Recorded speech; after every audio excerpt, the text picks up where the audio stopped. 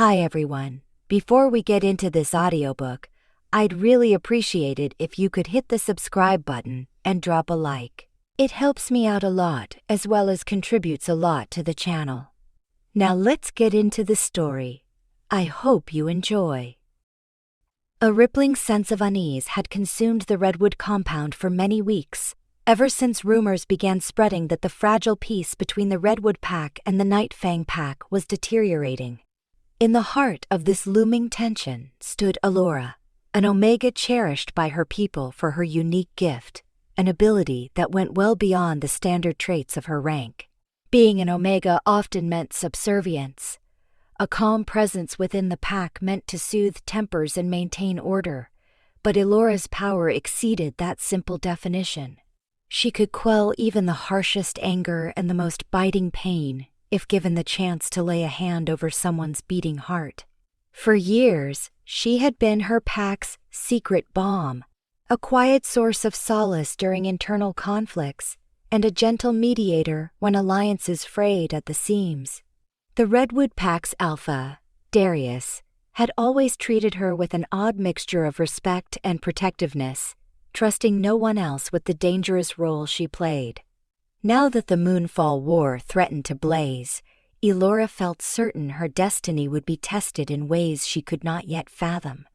Few in the Redwood pack had ever ventured beyond the forested hills that surrounded their territory.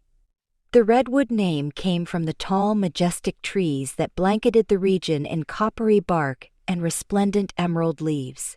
Early morning mists often pooled around the roots of these towering giants, and when sunlight broke over the horizon, golden beams filtered through the canopy in shimmering webs.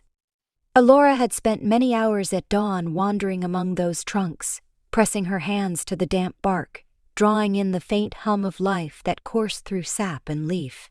She had always perceived the pulse of the natural world around her more strongly than others, or so she believed. That extra attunement fed into her gift. In her mind, people, plants, and all living things formed a collective tapestry of energy, and if the threads were frayed by hatred, fear, or injury, it was within her power to steady them with a mindful touch. Nothing about Elora's upbringing had suggested she would rise to significance in a time of war. She had grown up in an unassuming cottage near the southern boundary of Redwood land, learning to bake bread from her mother and gather herbs from her father. Yet the first time she displayed her soothing talent was during a violent dispute at the main lodge, when two warriors lunged for each other's throats. Elora, only 15 years old at the time, instinctively wedged herself between them and pressed both hands to their chests. A wave of calm shattered the tension, leaving both men trembling with wide eyes, uncertain how their bloodlust had turned to silence in a matter of seconds. News of her power reached Alpha Darius before nightfall. Rather than punish her for stepping out of line, he recognized that she was a gift from the moon goddess herself. From that day on, she was called upon whenever tempers in the Redwood pack ran too hot, preventing countless wounds and grudges. But now, an all-consuming threat loomed on the horizon. The Moonfall War was not merely a dispute between neighbors. The Nightfang pack claimed Redwood had broken an old treaty. Redwood insisted the accusations were false. No matter which side was correct, tensions boiled over, threatening alliances Redwood had with other packs in the region. Ambassadors from allied packs had come and gone in a flurry over the past several weeks, each leaving with a gloomier outlook on Redwood's predicament. This conflict was on the verge of igniting into a bloody war. Within Redwood's fortress-like main lodge, Alpha Darius convened daily meetings, the thick oak doors echoing with muffled shouts whenever arguments escalated among the higher-ranked wolves. Elora had been summoned to these proceedings often, silently intervening when the tension became so heavy it practically distorted the air. On the morning everything changed, Elora was in the main courtyard, collecting medicinal herbs she had grown in large ceramic pots. The courtyard was ringed by a high wall of pine logs, hammered into place after an attack many decades ago. She knelt on damp flagstones, the early sunlight slipping between the tall gate towers, warming her back. Her omega senses were on edge. She could feel a subtle shift in the emotional weight of the territory, as though the wind carried anxious whispers that something significant would happen today. Sure enough, as she gently pruned the leaves of a marigold, Beta Gareth appeared from within the lodge, eyes scanning for her. "Elora," he called, his voice tight. "Alpha Darius needs you now." She rose, dusting the soil from her knees, and placed her gardening shears aside. One look at Gareth's urgent expression told her all she needed to know. The precarious calm was cracking. She inclined her head in acknowledgement, letting the tension in his gaze guide her. Before she followed, she smoothed her cloth apron, carefully setting aside the handful of herbs she had already collected for healing ointments. No matter how many times Gareth or the Alpha summoned her, she always felt a jolt in her stomach. This day was no different. While many in the pack revered her, she also sensed their mounting desperation, an expectation that she could somehow fix what was unraveling. It was not that she lacked confidence in her gift, but a war was not a simple brawl in the courtyard. Her powers could calm hearts, but could she avert an entire conflict? Inside the main lodge, the thick scent of burning wood and the tang of old metal from stored weaponry intermingled in the corridors. Warriors in partial armor moved about with grim expressions, heads bowed in tense conversation. Elora stepped around them until she reached the Alpha's gathering hall, an enormous space with high rafters. The hall was lined with the Redwood pack's ancestors' weapons. Spears, swords, and shields hung in tribute to older battles that had once threatened their home. Elora wondered how soon those relics would be snatched from the walls for real use. A robust table at the center dominated the hall, laden with maps and sheaves of parchment. Alpha Darius stood at its head, imposing in stature with a powerful set of shoulders, auburn hair that brushed his collar, and the grave look of a leader under siege. His dark eyes acknowledged Elora as she entered, and he motioned for her to stand at his side. She noticed that the other high-ranking members had parted to make space for her, a silent recognition of her importance in the Alpha's strategy. "Elora," he said, his deep voice echoing off the rafters. "Our conflicts with the Nightfang pack have reached a boiling point. They have sent word that they will accept one final attempt at peace talks, but only if Redwood shows good faith and sends a representative with no agenda. For violence." Elora's heart did a small, fearful flip. She guessed what was coming, but she held her composure. "What would you have me do?" she asked quietly, though she understood the mission. No single Redwood warrior would stand a chance if Nightfang decided to play foul. So they needed someone whose presence embodied peace. A normal envoy might do, but the real chance of forging a truce stood with the one who could quell animosity at its root. Darius drew in a breath, scanning the faces of his advisors. "You know how precarious this is," he said. "Nightfang's Alpha is rumored to be harsh, a warlord who rose by toppling the old leadership. But if Redwood wishes to avoid bloodshed, we must seize every opportunity at negotiation.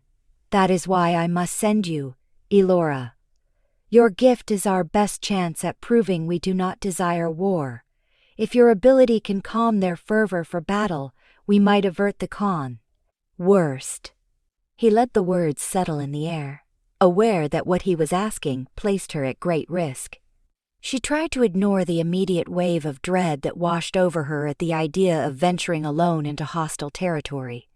She had never even met these enemies, but she had heard the stories.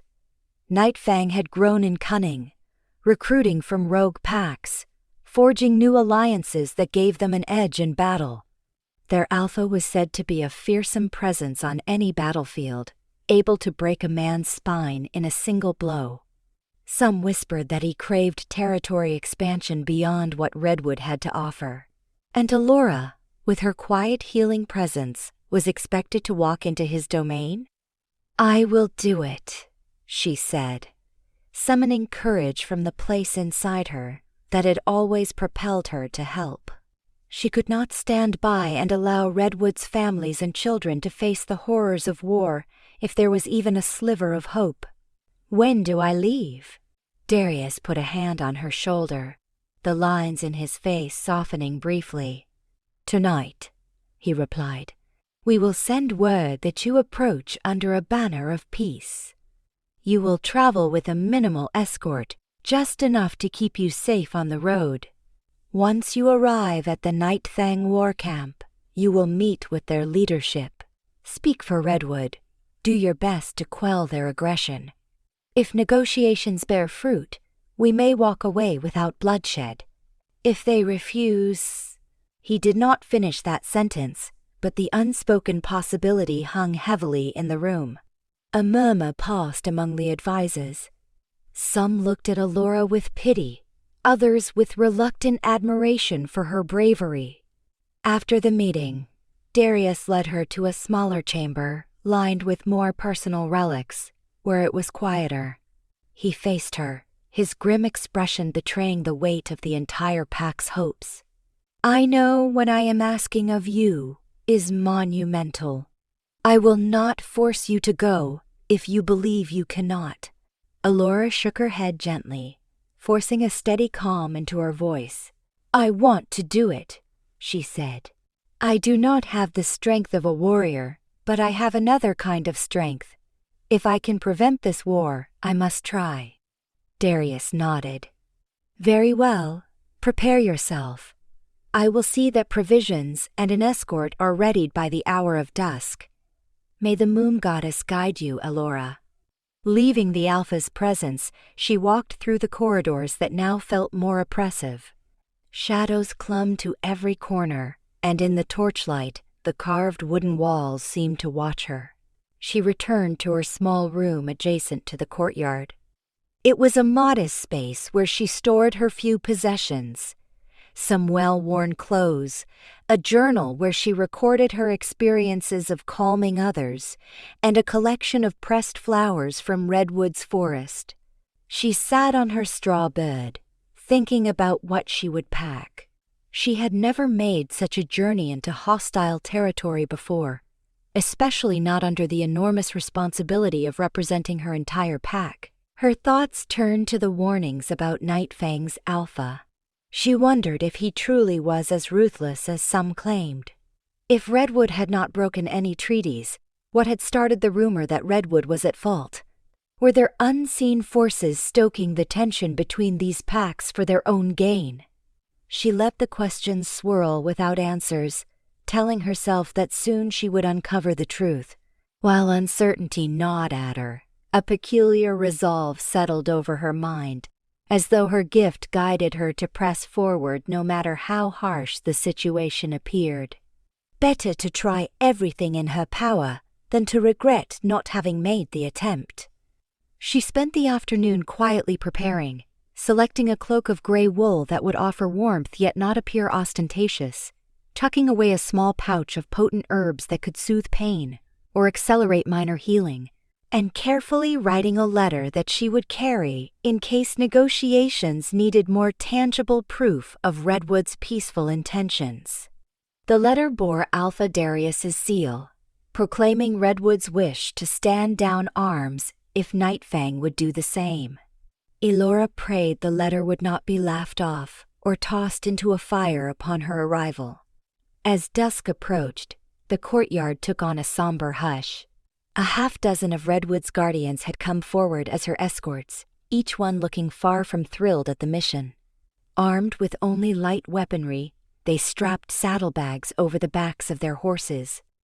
Elora approached them, her cloak fastened around her shoulders, her brown hair gathered in a low braid, and her eyes reflecting a determined calm that belied the turmoil in her heart. Beta Gareth offered a curt nod, acknowledging her presence. "Elora," he said, gesturing to the largest of the horses. A strong bay mare. This is your mount for the journey. She has a steady temperament, so she will not spook easily. Elora placed a hand on the mare's neck, stroking gently. The horse exhaled, steam escaping its nostrils in the cool evening air.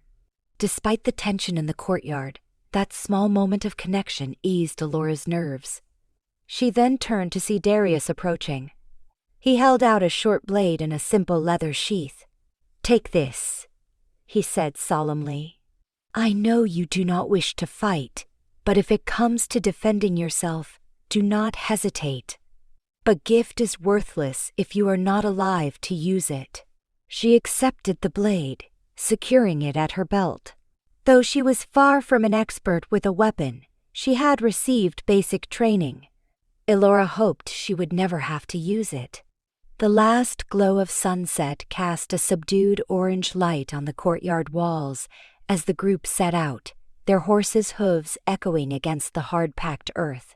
Elora looked back at the Redwood main lodge, her breath catching in her throat as she realized this was no small mission that would last a day or two. If she failed, Redwood might be forced into a conflict they could scarcely afford.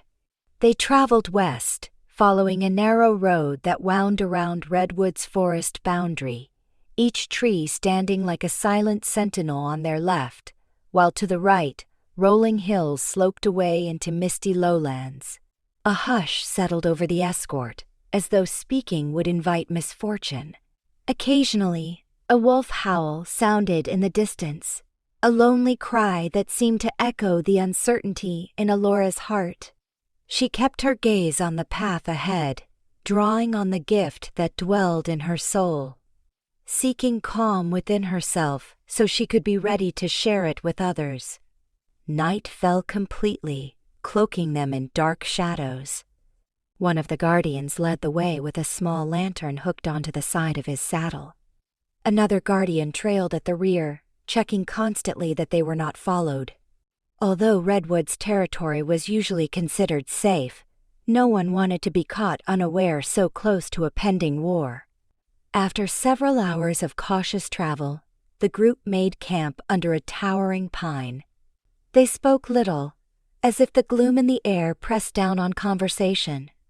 Elora was grateful for the chance to rest, even though her nerves refused to let her sleep deeply. She dozed against a knotted root, the pine's thick branches offering some shelter from the cool breeze. She dreamt of the redwood forest set aflame, tall trees collapsing in a blaze of orange and red, while wolves howled in anguish. In the dream, she tried to smother the fire with her gift, pressing her hands to a burning trunk, but the inferno raged on, heedless of her power. She jolted awake before dawn, cold sweat on her brow, silently vowing that she would do everything in her ability to keep that nightmare from turning real. They resumed their journey at first light, passing through gentle valleys and along rocky foothills. By midday, the group had reached the outskirts of Redwood territory. Elora could sense the shift, not only in the landscape, but in the intangible threads of energy around her. The wind seemed sharper, carrying a scent of unfamiliar pine and damp earth from the west.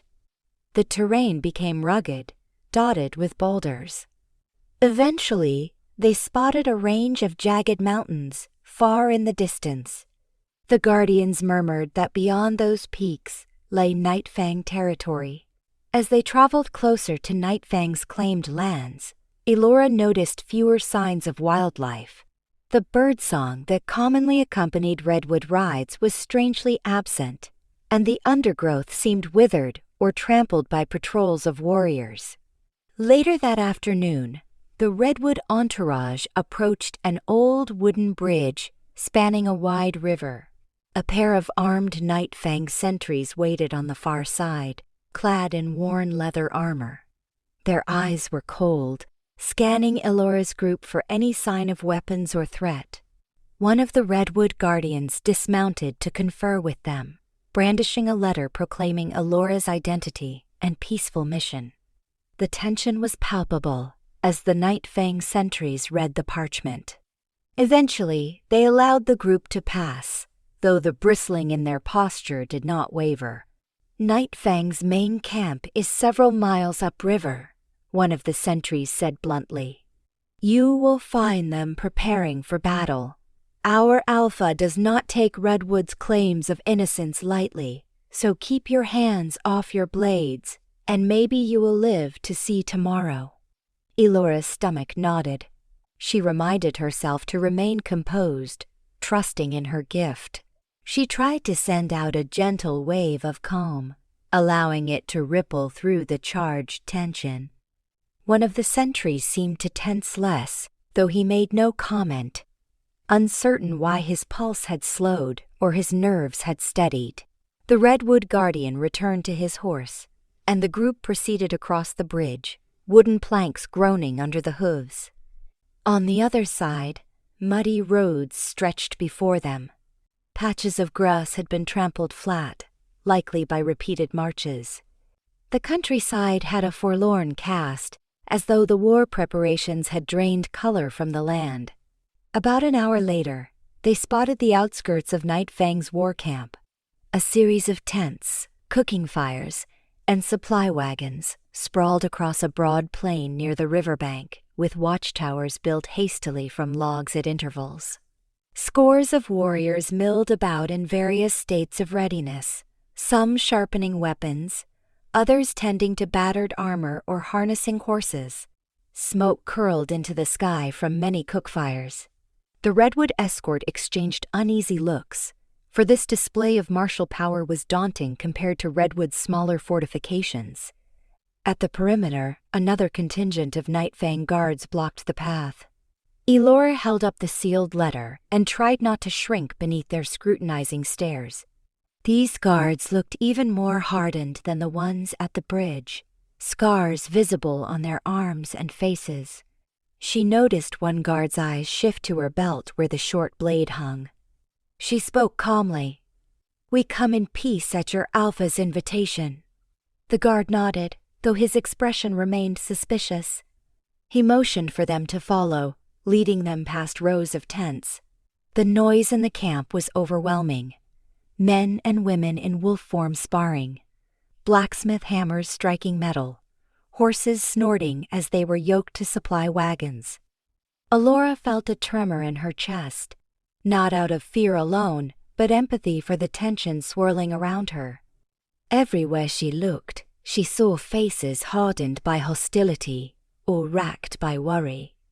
She instinctively wanted to soothe them, but she had no time to make a move. The Redwood escorts kept close, forming a protective shell around her. But she sensed they were as uncertain as she was about what reception truly waited ahead. At the camp's heart stood a larger tent, its entrance flanked by two imposing warriors. Large wooden poles, carved with wolf totems, supported the tent's canvas. The guard who was leading them paused, gesturing that they should dismount. Our Alpha is inside, he said simply. Your Redwood soldiers can wait here. Only you, Omega, may enter. Immediately, murmurs of protest rose from her escort, but Elora raised a placating hand. She understood that stepping inside this tent alone could be dangerous, yet she saw no alternative. Her role was to be Redwood's envoy of peace, and that meant trusting her gift as well as her own courage. I will go in, she said gently to the Redwood guardians. Wait for me here. If things go badly, do not rush in and provoke them. Let me see if I can talk with the Alpha. Her companions looked torn but ultimately relented, stepping back. Elora quietly approached the canvas flaps, the deep beat of her heart echoing in her ears. One of the Nightfang guards pushed the flap aside for her. She ducked inside, blinking as her eyes adjusted to the dim interior. The tent was spacious, the floor covered with animal furs. A low wooden table held a map of the region, weighted at the corners with stones. Various crates stood around, presumably storing supplies or documents. At the far end, near a brazier that emitted soft orange light, stood a tall figure facing away from her, arms crossed, silhouette rigid with controlled power. He turned slowly when he sensed her presence, and the moment his gaze met hers, time seemed to stretch. Elora had never seen eyes like his before, pale gray with sharp flecks of silver. He wore a dark leather tunic, black breeches, and boots that laced up to his knees. A visible tension coiled in his muscled arms, as if he carried the weight of many battles on his shoulders. His hair was short and dark, framing a face that bore faint scars along the cheek. Everything about him radiated authority. It had to be the Alpha of Nightfang. She felt a strange, sudden tug in her chest, a stirring of something primal that made her senses reel. She took a cautious step forward, swallowing her apprehension. "I am Elora, an Omega from the Redwood pack," she said. "Your people invited me under a banner of peace. I came to speak on behalf of my Alpha." She extended the sealed letter in trembling hands. His gaze flickered over her before drifting to the offered parchment. For a moment he said nothing, the tension so thick that Elora found it difficult to draw breath. She sensed something primal fluttering between them, not just fear or caution, but a raw, unexpected surge of awareness. She did not understand it, but every nerve in her body felt alive as though a lightning bolt pulsed beneath her skin. Finally, he crossed the space in long strides, taking the letter from her hands. Their fingertips brushed, and at that slight contact, Elora felt as if a current of energy rushed into her, igniting a swirl of intense sensations that made her breath catch in her throat. She had touched many redwood wolves to calm them before, but this was distinctly different. It was not her gift at work, or if it was, she had never experienced anything like it. For a split second, the Alpha's eyes narrowed, as though he too felt the jolt and was trying to puzzle out what it meant. He tore his gaze from her to break the seal on the letter. Silence hung heavy as he scanned it, a muscle tightening along his jaw. When he finished reading, he set the parchment down on a small table, then lifted his stare back to hers. "So Redwood claims it has no interest in war. Yet they are the ones who incited these tensions," he said in a deep, resonant voice. "Why should I trust anything they say, including your peaceful intentions?" Elora's heart pounded, but her voice remained steady. "Because your war, if it proceeds, will devastate both sides. Redwood denies the accusations that we violated any treaty. Yet we are willing to come here unarmed to discuss peace rather than engage in bloody conflict. I volunteer to stand here, in your territory, because I believe we can stop this before it escalates." He studied her, his scrutinizing glance clearly evaluating her sincerity. Elora had grown used to reading subtle cues in others, noticing tension around the eyes, or how hands might tremble when fear took hold. Yet with this Alpha, his gaze was so direct and piercing that she had the odd sensation he saw right into her core. And deep in that searching, she felt a flicker of recognition, as though his spirit called to hers. She swallowed, trying to keep her composure. He spoke again, voice low. "An Omega with Redwood? I have heard of one who has the gift to calm anger, but I did not realize Redwood would send their prized secrets so openly. Either Redwood has grown desperate, or they think I can be manipulated by your talent. Which is it?" Elora lifted her chin slightly. "My Alpha believes peace is preferable to destruction," she said simply. "I do not seek to manipulate you, only to show that Redwood's wishes are sincere. If you have no interest in peace, then you may send me back, or if you choose, kill me on the spot. But if that were your intention, you would have pay." Already done it. At that, he let out a short, dark laugh that did not quite reach his eyes. Bold words from an Omega. He paused, and a heavier silence settled. His gaze roamed her face, as though searching for a lie or some hint of cowardice. Yet as he studied her, a faint shift flickered across his expression, perhaps the same strange awareness she had felt. After a tense moment, he reached out, catching her chin between thumb and forefinger, turning her face to the lantern light. She stiffened at the abrupt contact, her senses spiking. "What is it about you?" he muttered under his breath, curiosity dancing in his silver-flecked irises. "I can sense something in you, more than just the ability to calm. There is a bond?" She inhaled sharply, shaken by his boldness. The bond.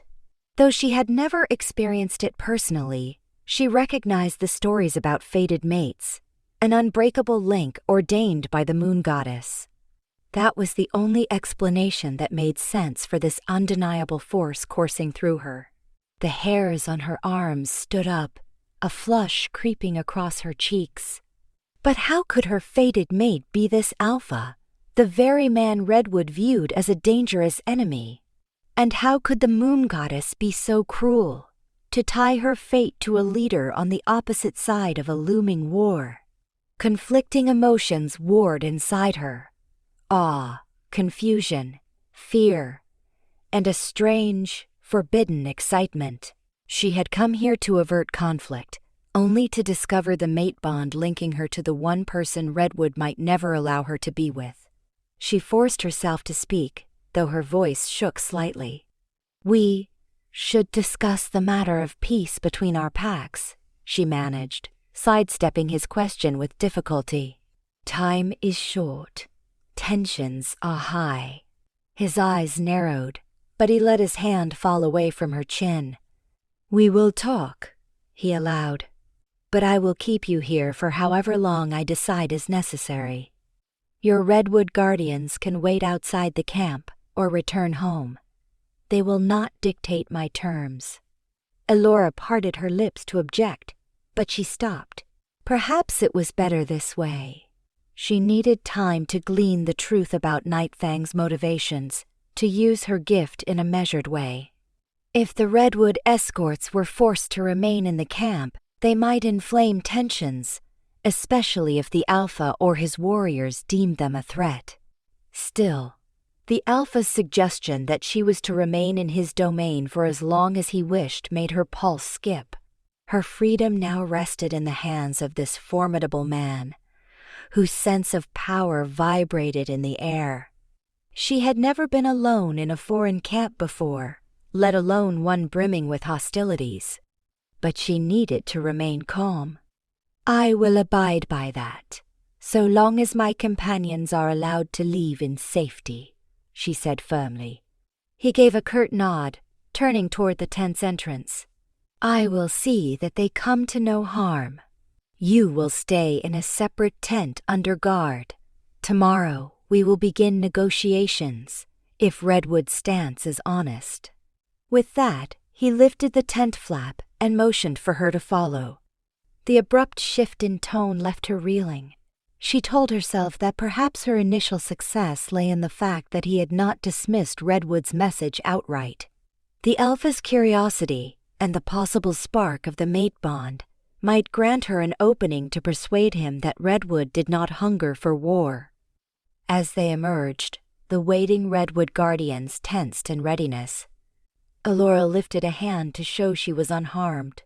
The Nightfang Alpha addressed the Redwood group in a starkly commanding tone.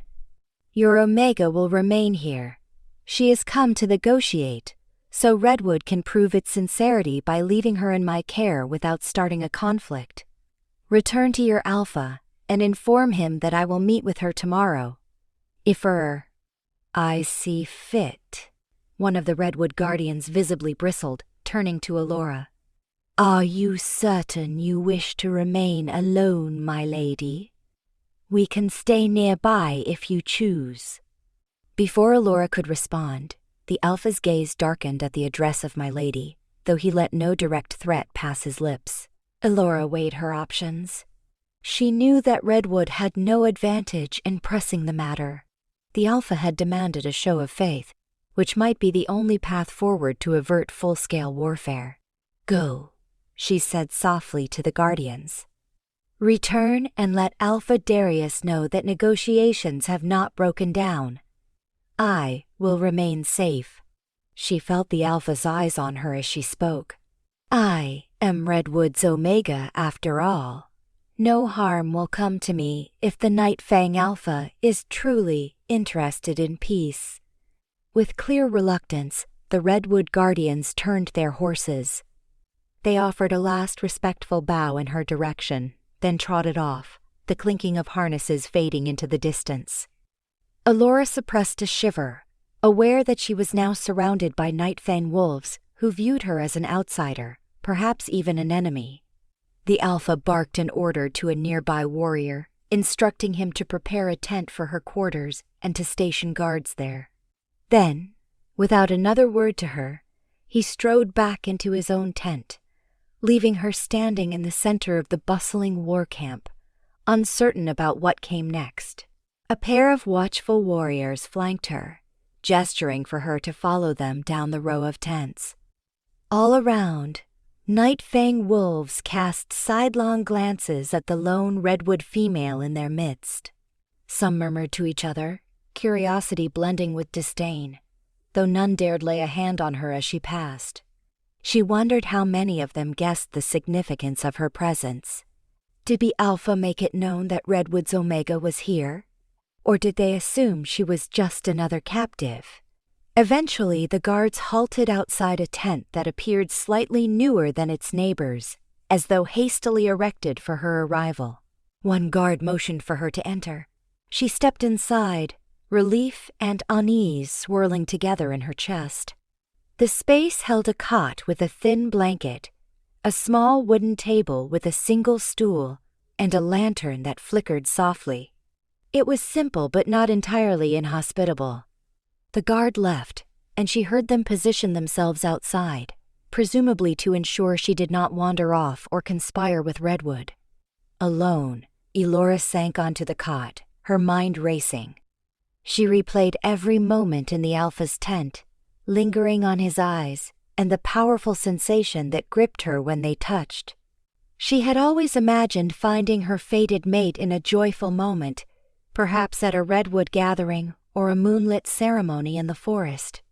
She never imagined her mate might be from an enemy pack, a man who could either broker peace or plunge the region into bloodshed.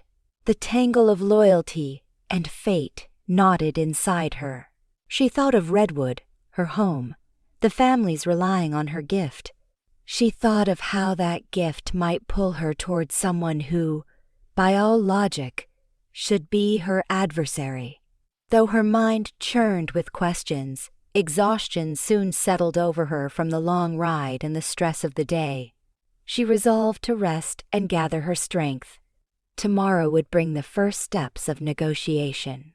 Whether or not the Alpha truly intended to consider Redwood's appeal for peace, she had to be ready to demonstrate Redwood's sincerity and to hide the confusion that brewed in her heart at the bond forming between them.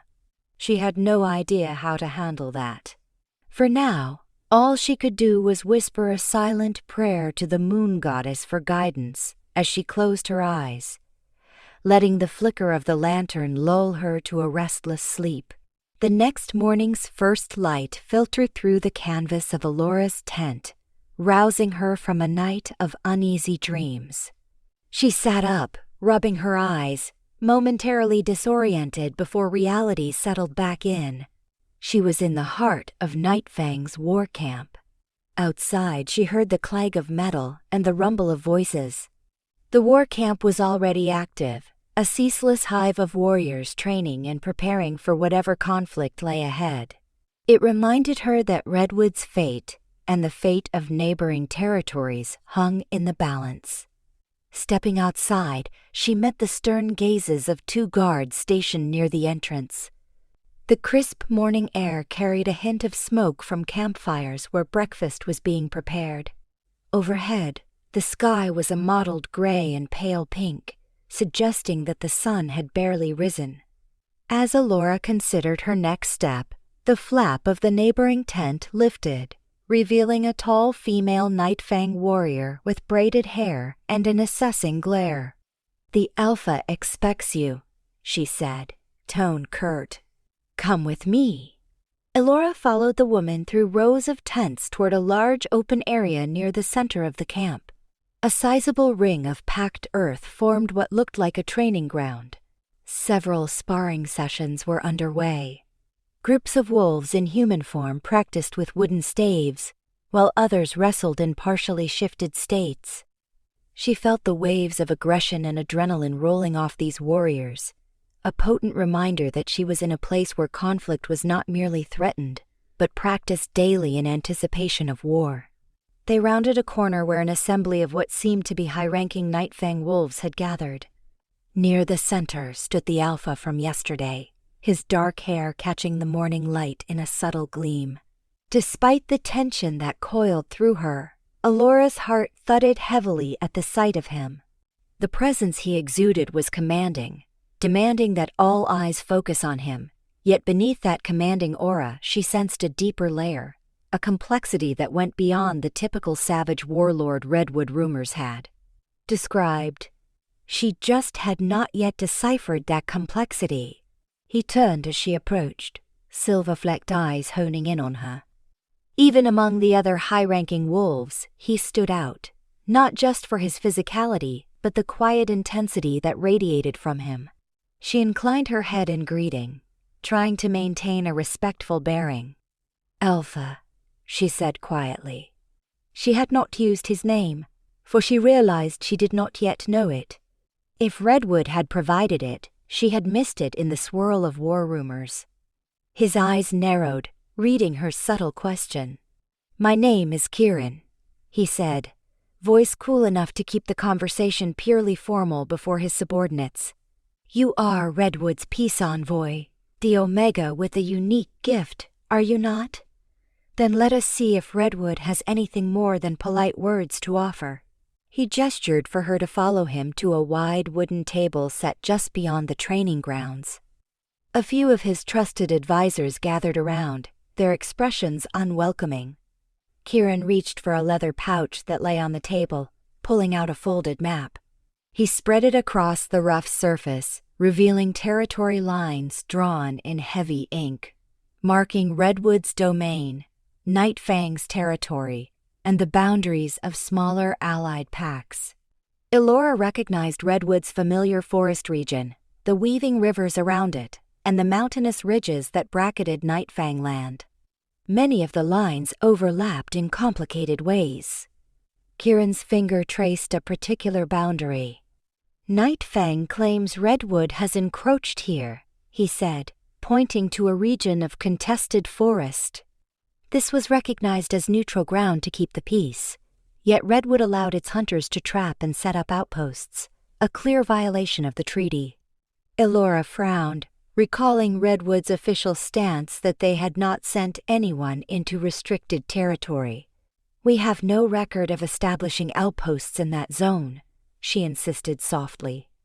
"I know Redwood has patrolled near the boundary to ward off rogue wolves, but as far as the Alpha is aware, we never encroached or claimed land that does not belong to us." She paused, searching for a calmer tone that might soothe the hostility. If any Redwood wolves acted on their own, it was not with Alpha approval, and Redwood would never condone that breach. Kieran's gaze flicked up, frustration edging his features. "Words, Omega. I have evidence," he said, reaching into the pouch to draw out a torn scrap of cloth bearing Redwood's insignia. "This was found near a burned-out post. We discovered Redwood gear, Redwood footprints, so either Redwood is lying or Redwood has lost control over its own people, allowing them to provoke war. Either situation is unacceptable." Elora felt dread twist in her stomach. She carefully took the cloth piece from him, seeing that it indeed bore Redwood's emblem. Her thoughts churned. Could there be a rogue faction from Redwood, or had this been staged by an unknown party hoping to incite a conflict? Nothing about Redwood's official stance or the Alpha's leadership indicated a desire for expansion. A pang of alarm surged through her at the thought that someone might be trying to frame Redwood, or that Redwood's own warriors had taken matters into their own hands. If Redwood had known of this, we would have come forward to address it, she said, trying to stay composed. We need to investigate thoroughly. There might be a party acting without Redwood's knowledge. An external force could have planted those items to sow distrust. A low murmur passed through the Nightfang advisors, some spitting curses under their breath.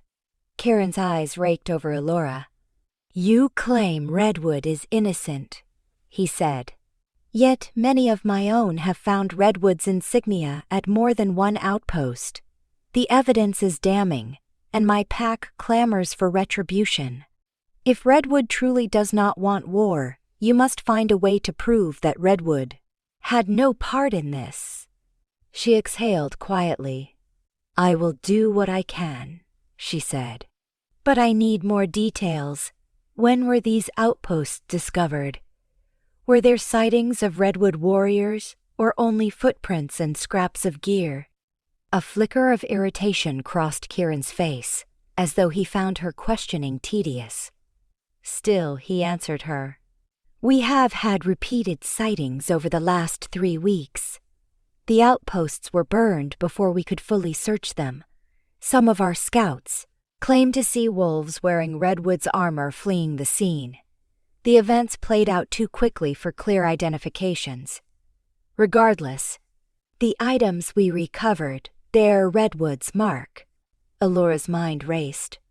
Redwood had insisted they had never sanctioned any aggression. Yet the timeline of these sightings was too consistent to be shrugged off as rumor. If Redwood was being framed, who would benefit from turning these packs against each other? She felt the weight of her mission pressing down. "I need time to speak with Redwood's Alpha, or at least to send a message," she began. "But in the meantime, please do not escalate hostilities. Let Redwood investigate. My Alpha will not hide if there are traitors or traitors. Criminals behind these acts." Kieran regarded her, crossing his arms over his broad chest. "Nightfang will grant Redwood a brief reprieve from violence," he said. "But only because you risked coming here with nothing but your Omega status to protect you. My warriors are restless. I cannot promise they will wait indefinitely. We have lost men and resources already, and they demand action." Elora nodded, relief mingling with the ongoing tension in her veins. She was grateful for the chance to avoid an immediate bloodbath, even if the truce was fragile. She also recognized how precarious her situation truly was. Kieran was not a man easily swayed, and his pack was bristling for revenge. "Thank you," she said softly. "I will do my best to maintain that truce." Before she could add anything more, but commotion erupted at the far end of the training grounds. 2 Nightfang wolves, both partially shifted, were locked in a vicious struggle. One had a claw raking across the other's chest, drawing blood.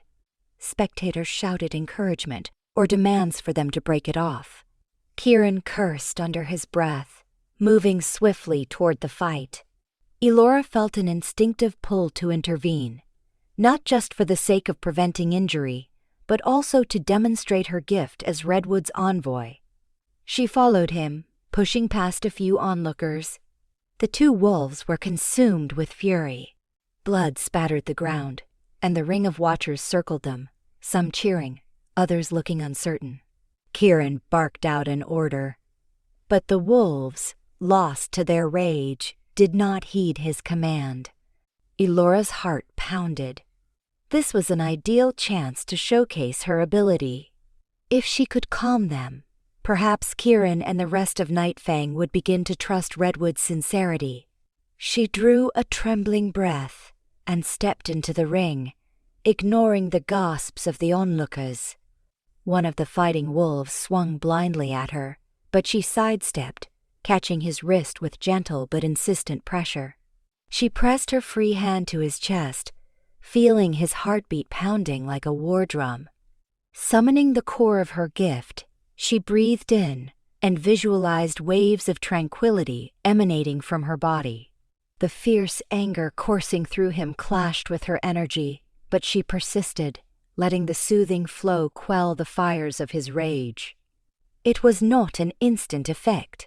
She had to hold contact for several seconds, during which his eyes flared golden, jaws bared in a snarl, but gradually, tension leaked from his muscles.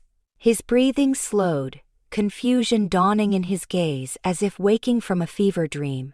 The other wolf, seeing a brief lull, lunged forward. Elora released the first wolf, pivoting quickly to meet the second. She placed her hand on his shoulder, eyes scanning his face as she murmured softly, "Be still. Feel your heartbeat, steady and calm." It was a formula she had used many times in Redwood, although rarely on a wolf so consumed by battle frenzy. The wave of calm flowed again. He resisted, thrashing for a moment, but then staggered back with a guttural groan. His claws retracted, eyes returning to a more human hue. The sudden hush that settled over the circle of onlookers was profound. Gently, Elora withdrew her hand and stepped back.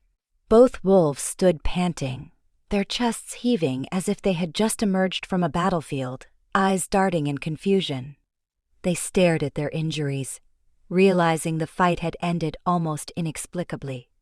The crowd parted as Kieran shouldered through, a stunned flicker crossing his features as he took in the scene. He looked at Elora, and in that moment, she sensed the weight of countless questions forming in his mind. The wounded wolves stumbled aside, muttering apologies for losing control. Nightfang warriors whispered among themselves, their gazes darting between Elora and Kieran. Never had they seen an Omega from Redwood subdue a conflict so decisively. Elora knew she was making herself vulnerable by displaying her gift so openly, but she hoped it would prove Redwood's sincerity in wanting to preserve life rather than spill blood. Kieran's voice cut through the silence.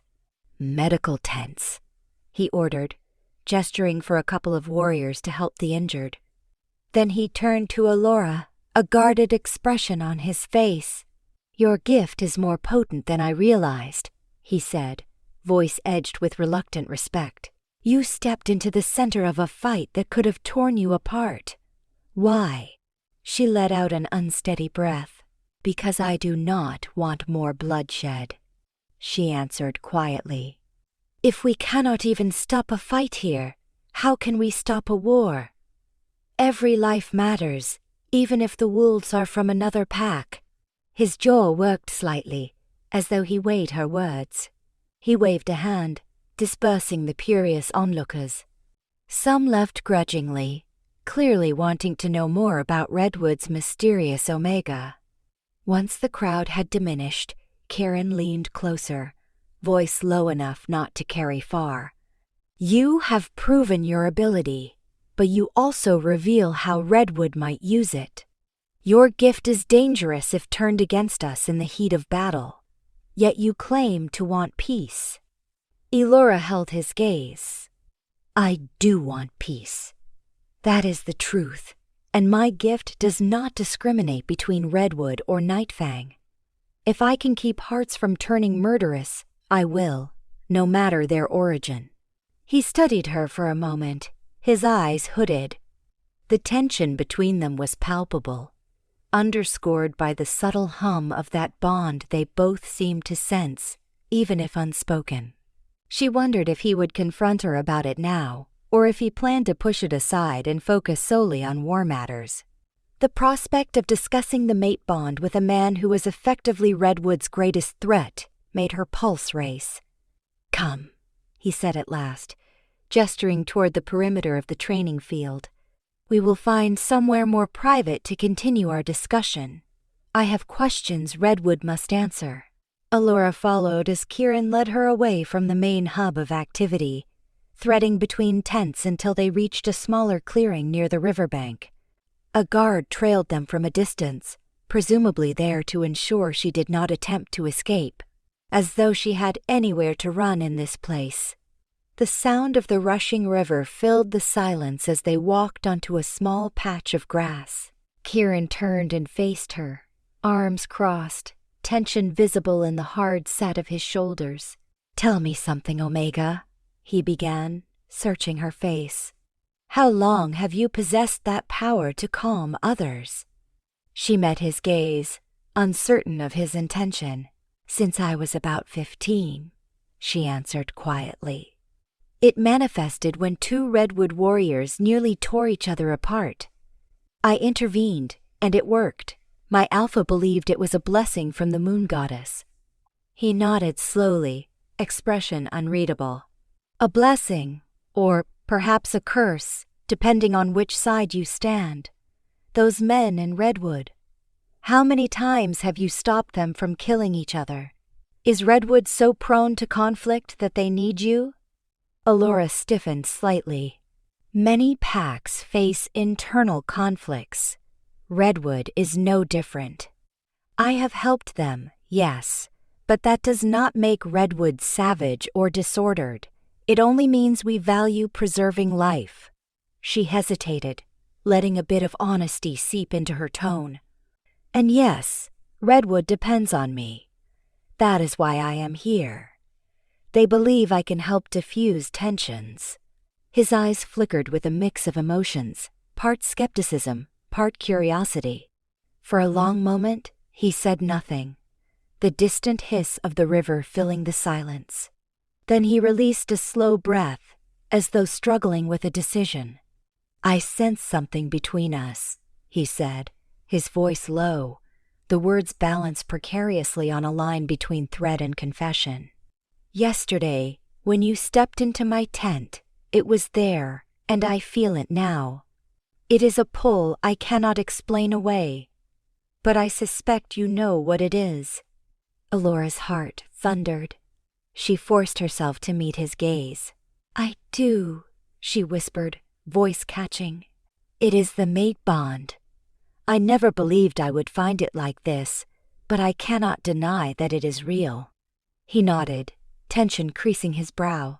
"Fated mates," he muttered, as though testing the concept on his tongue. "The moon goddess has a twisted sense of humor, forging a bond between the leader of Nightfang and Redwood's gifted Omega. If the bond were discovered by my pack, or by Redwood, it could unleash chaos.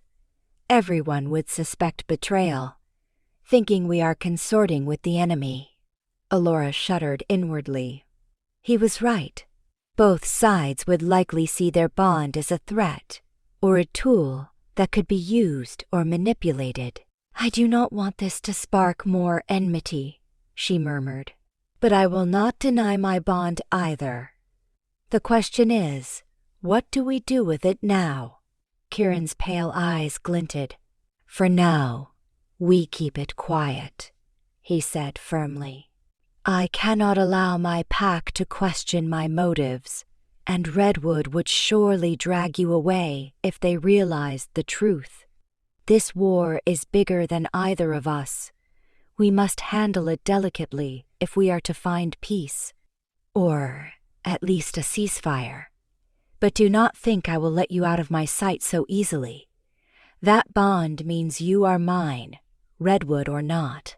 She inhaled sharply, processing the possessive edge in his words. She had always heard that the alpha side of a mate bond manifested with strong protective and territorial instincts. She could sense that side of him now. Despite the hostility between their packs, a primal part of him wanted to shield her, hold her close. But it was not so simple. She was Redwood's envoy. She still had a duty to fulfill, a mission that demanded she stand as a representative of her alpha's will. "I am Redwood's Omega, she said quietly. I have a responsibility to them. I cannot simply become yours and forsake my people. His jaw tightened. I would not expect you to betray Redwood, but do not mistake that for permission to leave whenever you choose, he said. You are the key to preventing war, yet you also belong to me in a way that Redwood can never erase. He broke off, running a hand over his face as though frustration aided him. My pack demands proof that Redwood is not behind the outpost intrusions, and Redwood likely demands the same from Nightfang. You and I are caught in the middle, with this bond complicating matters further. Elora recognized the storm in his voice, mirrored the storm in her own chest. She reached out, tentatively laying her hand on his forearm.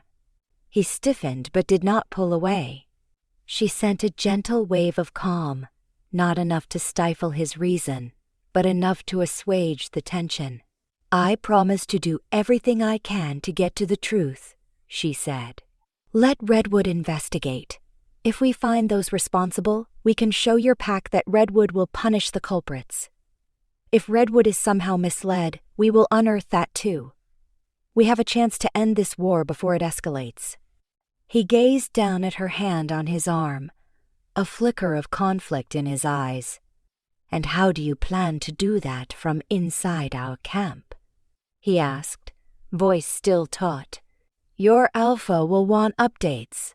I cannot very well let Redwood scouts traipse around here unchecked, and my own people will suspect betrayal if they see me letting Redwood's envoy roam free. Elora pressed her lips together, thinking.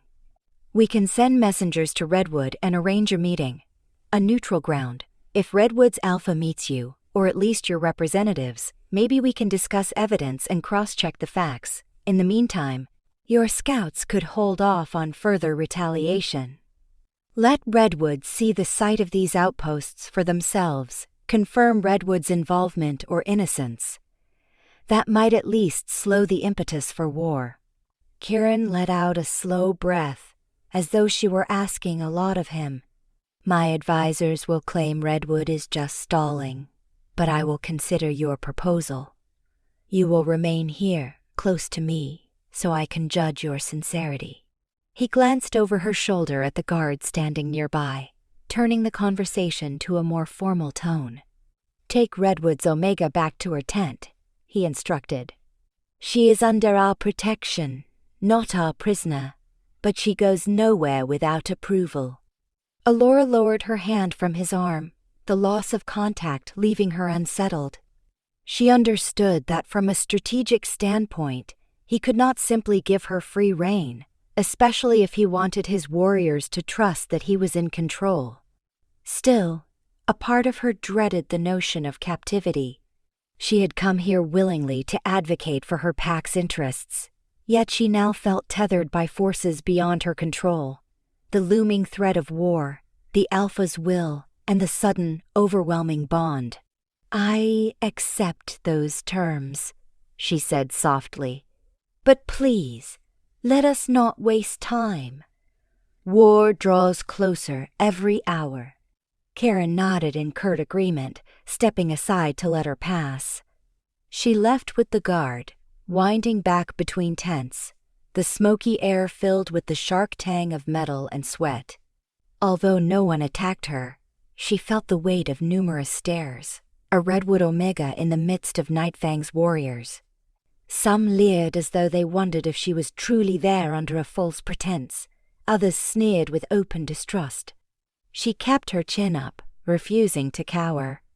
She had faced more subtle forms of hostility in Redwood when she first displayed her powers, though never anything this dangerous.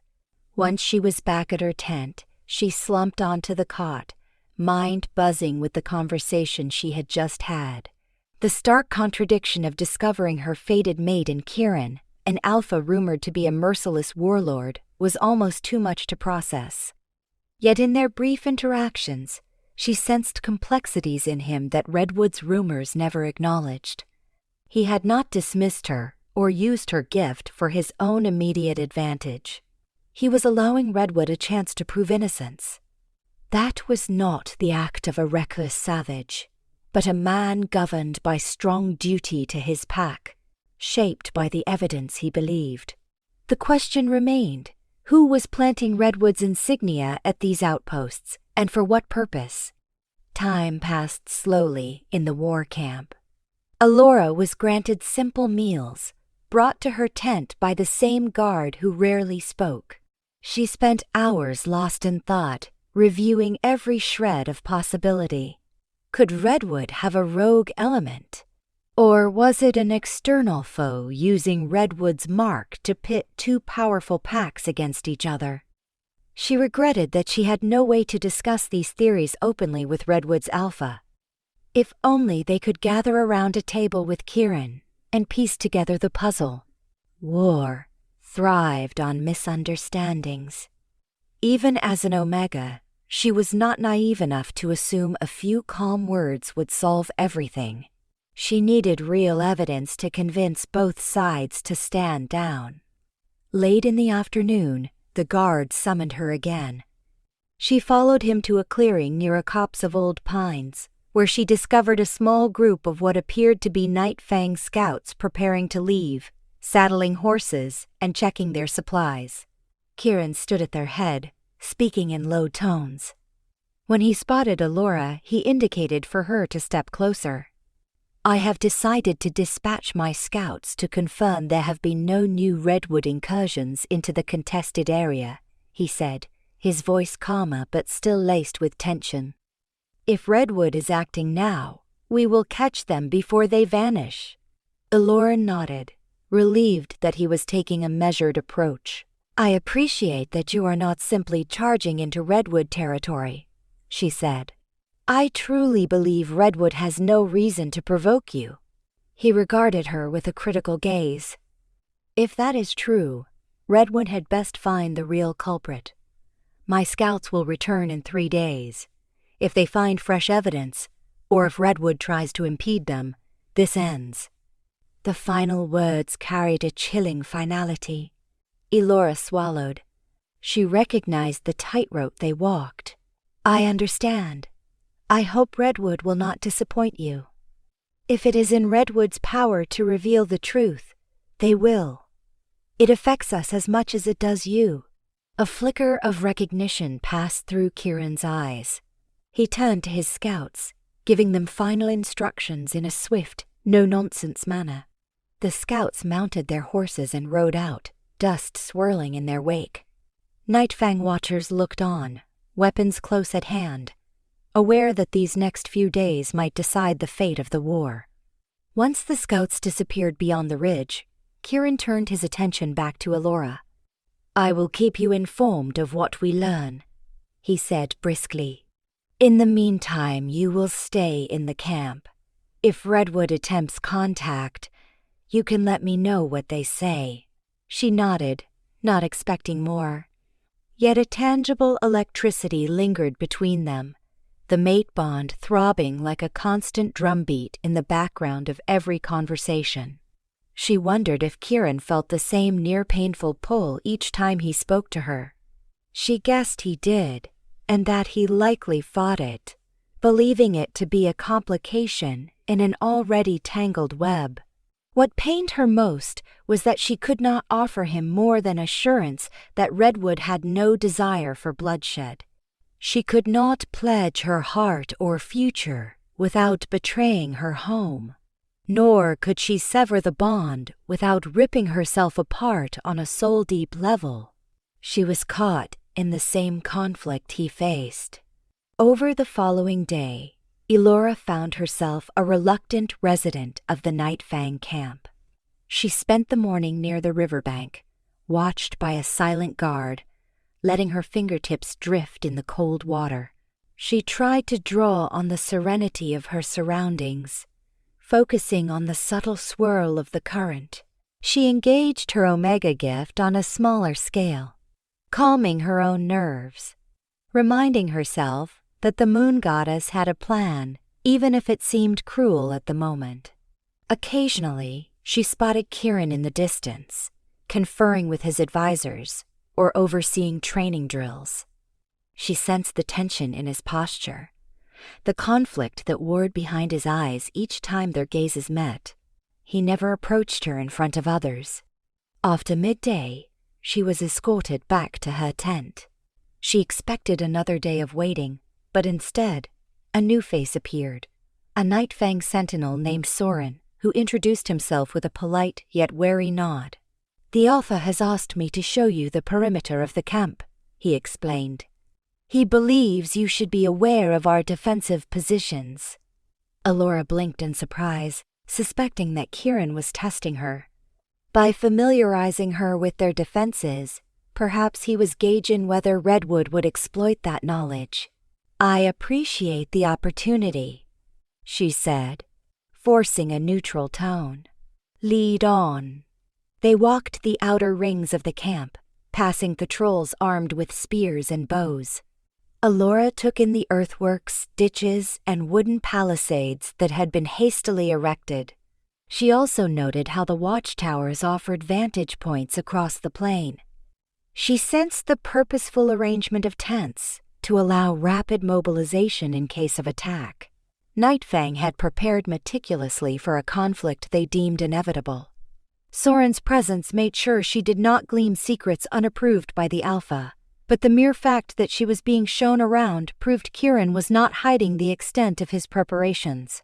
The unspoken question was whether Redwood would be intimidated or deterred by the sight of such readiness. After the tour, Soren left her near the largest of the watchtowers, allowing her a brief moment to gaze over the horizon.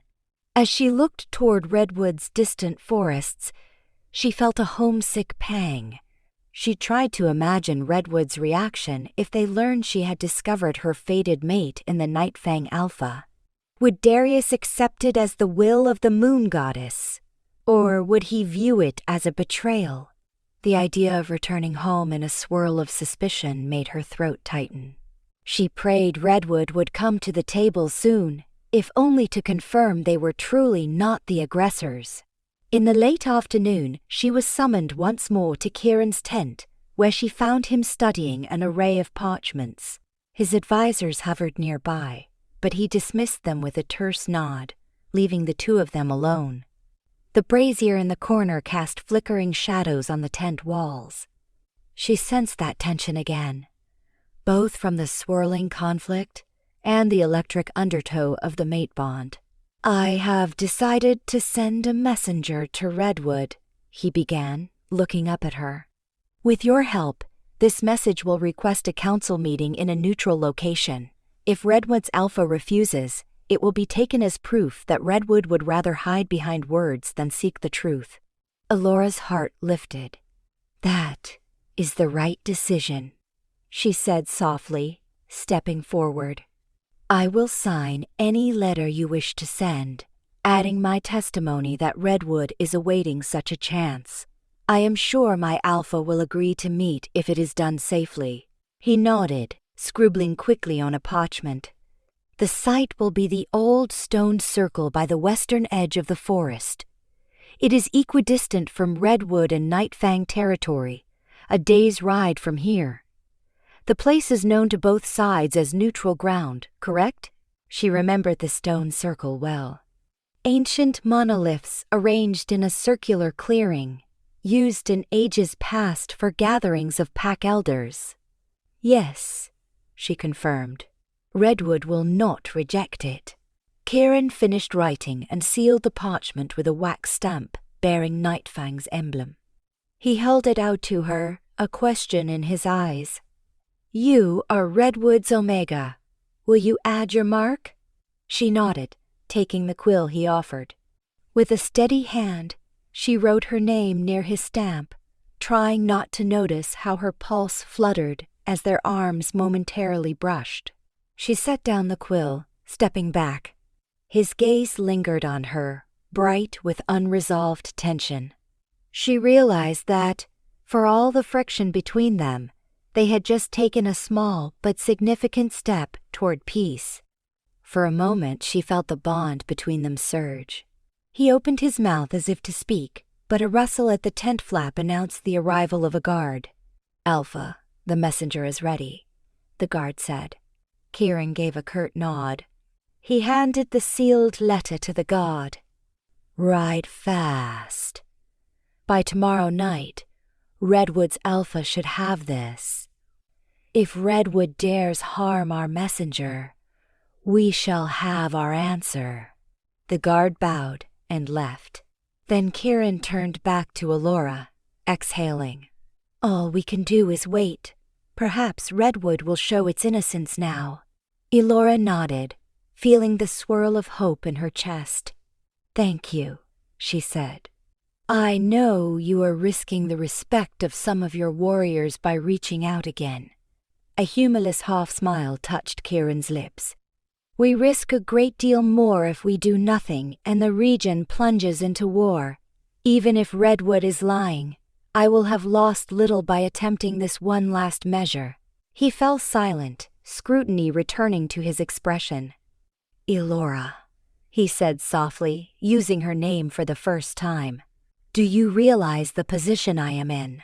If Redwood is proven guilty, my pack will expect me to lay claim to your territory. And he paused, choosing his words carefully. "I do not want to see you or your people destroyed. The bond aside, Redwood's destruction gains me nothing but more graves to bury." She swallowed hard, stepping closer. "I know how much weighs on you," she said gently. "You are Alpha, and you must protect your pack. I only wish there were a simpler path." Before she could curb her impulse, she placed her hand on his forearm again, letting a gentle wave of calm flow into him. She felt him tense, then relax slightly under her touch, the heat of his skin grounding the swirl of her own turbulent emotions. His eyes flicked to her hand, then back to her face. For a moment, they stood there in a charged silence. The mate bond rippled through the air, filling the small space with a potent sense of possibility that was both terrifying and exhilarating. A day ago, they had been enemies in principle, separated by lines on a map and the anger of their packs. Now fate had bound them in an intimate way that neither had chosen but could not deny. He broke the moment with a short exhale, stepping back from her. "You are skilled at soothing others, but be careful," he said, voice low. "If you use your gift too freely here, some might think you are manipulating them to Redwood's advantage." She pulled her hand away, feeling slightly embarrassed that she had not considered how others might perceive that kind of overt display. "I did not mean to overstep," she murmured. He shook his head, a mix of emotions flashing in his gaze. "It is not that I doubt your sincerity," he said, "but I have to maintain the trust of my pack. And you, Redwood's envoy, must maintain your own loyalty. This is a delicate balance, made all the more fragile by what lies between us." Elora's cheeks warmed, but she forced herself to meet his eyes. "Then let us keep working toward peace. That is the only way for both of our packs to accept what the moon goddess has decreed. If Redwood is truly innocent, then I believe we can forge a truce. If Redwood is guilty, we will cross that bridge when the time comes." He nodded, though his expression held no small amount of doubt. "Return to your tent. Stay within the camp. I will summon you if we have news, or if I need more information." She inclined her head, stepping back toward the tent entrance. Before leaving, she allowed herself one last glance, finding him watching her with an intensity that made her heart skip. The moment stretched between them before she tore her gaze away and slipped outside, blinking against the late afternoon sunlight. She made her way back to her quarters, escorted by the silent guard, her mind a whirl of conflicting emotions. Now she had to wait, uncertain how Redwood's Alpha would respond to the letter. She suspected Redwood would be relieved that Nightfang was offering a chance to meet on neutral ground, though they might also be suspicious that it was a trap. Either way, Redwood's acceptance or refusal would determine the next phase of these precarious negotiations. It would also determine her future. If Redwood refused, war could be upon them by the time the sun set again. And if Redwood agreed, she would soon face her home after forging an unexpected link with Nightfang's alpha, her fated mate. That night, as she tried to sleep, she could not banish the image of Kieran's eyes from her thoughts. A swirl of longing, dread, and hope filled her heart. She wondered if the bond felt just as powerful for him, or if his alpha responsibilities stifled that side of his emotions. She remembered the sharp spark of contact when they brushed hands, and how he had used her name, even if only once. A small shiver coursed through her at the memory. The mate bond was supposed to be a blessing, but in the gloom of the Nightfang war camp, it felt more like a test of the soul, one that demanded she choose between duty and desire. She prayed that, in the end, there would be a way to honor both. Morning came yet again, and she could see from the subtle shift in the camp's rhythm that the tension was rising. Warriors sharpened their blades, horses were exercised in the muddy fields, and the supply tents bustled with activity. She wondered if they all expected Redwood to reject the peace offering. As she walked near the perimeter, flanked by a guard, she overheard hushed remarks that Redwood was stalling, that Redwood had probably orchestrated the outpost attacks and would never come forward. The negativity pressed heavily on her. She wanted to reassure them that Redwood did want peace, but she doubted any Nightfang warrior would take her word for it. Around midday, a stir at the main gate drew her attention. She hurried in that direction, the guard at her side. She saw a Nightfang rider returning in a swirl of dust, leading a second horse. The messenger had come back much earlier than expected. Her pulse kicked up. Kieran appeared, flanked by two other high-ranking wolves, and signaled for the messenger to dismount in front of him. Elora hung back, not wanting to draw suspicion, but her heart pounded with anxious curiosity. Kieran's voice carried across the clearing. "What news do you bring from Redwood? Have they responded?" The messenger bowed stiffly. "Alpha, Redwood accepted your offer," he said, raising a hand that clutched a sealed parchment. "They will meet at the stone circle in 2 days' time to discuss the allegations and seek a peaceful resolution." A ripple of murmurs spread through the onlookers. Some looked skeptical, others faintly relieved. Kieran snatched the parchment, scanning its contents. He gestured for Elora to approach. She walked forward, ignoring the stares from the surrounding warriors. Kieran extended the parchment so she could read Redwood's alpha's words. "Redwood welcomes the chance to meet under safe conditions at the stone circle. Redwood's delegates, including some allied representatives, will come prepared to share any information they have and to clear Redwood's name." The letter was signed by Alpha Darius, bearing the official Redwood seal. A surge of hope rose in Elora's chest. She noticed a faint tension leaving Kieran's shoulders. He turned to address his people, voice resonating with authority. "Prepare for a council. We leave tomorrow to reach the stone circle by the arranged time. Let none of our warriors provoke Redwood on the way. We ride to confirm the truth and test Redwood's sincerity." Nightfang warriors exchanged uncertain glances but nodded. They began dispersing, preparing for another journey, though a subdued caution hung in the air. Kieran folded the parchment, meeting Elora's gaze with a firm set to his jaw. "You will accompany us," he said quietly, "and you will stand beside me when Redwood arrives. I want your Alpha to see that you remain under my watch until this matter is settled. Is that clear?" She exhaled. "I understand. Thank you for allowing Redwood to come forward." He dipped his head in a small acknowledgement, then turned to give instructions to his subordinates about the logistics of the trip. Elora stepped back, heartbeat rapid. In 2 days, she would face Redwood's alpha, her pack, and likely many of her friends or acquaintances. She would stand by Nightfang's alpha as Redwood's envoy. And overshadowing all of that was the realization that the man by her side was her fated mate, an event Redwood would surely not accept easily, if at all. That afternoon and into the evening, she found the camp in a frenzy of preparation. Warriors gathering gear, stable hands readied the horses for another trek, and tension crackled like a building storm.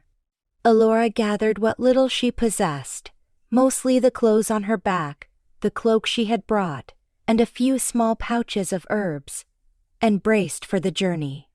The guard who brought her dinner that night informed her that at daybreak she would ride out with Kieran and a chosen group of Nightfang warriors toward the stone circle. She tried to rest that night, but sleep came in fits. Her mind was a swirl of uncertainties. Would Redwood greet her with relief, suspicion, or anger for staying so long in the enemy's camp? Would Redwood see the faint glimmer of the mate bond in her eyes, or sense it in her aura? She could only hope to keep it under wraps until the peace negotiations bore fruit, but she knew that hiding a bond was no simple matter. The moon goddess's link often manifested with subtle signs, from the quickening of a heartbeat to a protective stance. If Redwood discovered it prematurely, it could destroy any chance of negotiation. She prayed that the meeting would lead to a revelation of the truth behind the outpost attacks. Perhaps that truth would quell the war fever. When dawn broke, the camp was already stirring with the sounds of armor being buckled and horses bridled. Elora was escorted to the same bay mare she had ridden from Redwood, which Kieran had apparently instructed them to keep safe. She felt a surge of gratitude that they had not simply taken her horse. She mounted quietly, adjusting the saddle straps with capable hands. Looking around, she saw at least 24 warriors preparing for the journey. They formed a formidable escort, though Kieran had presumably left more behind to guard the camp, uncertain whether Redwood might attempt a sneak attack. Kieran rode up to her on a sleek black stallion, scanning her posture. He offered a curt nod, then turned to his assembled warriors, voice carrying easily across the clearing. Nightfang rides for the stone circle to test Redwood's claims of innocence. We do not provoke a fight unless they betray us. Keep your eyes open, but your weapons sheathed unless I give the order. The warriors responded in unison, pounding fists to their chests in a symbol of loyalty.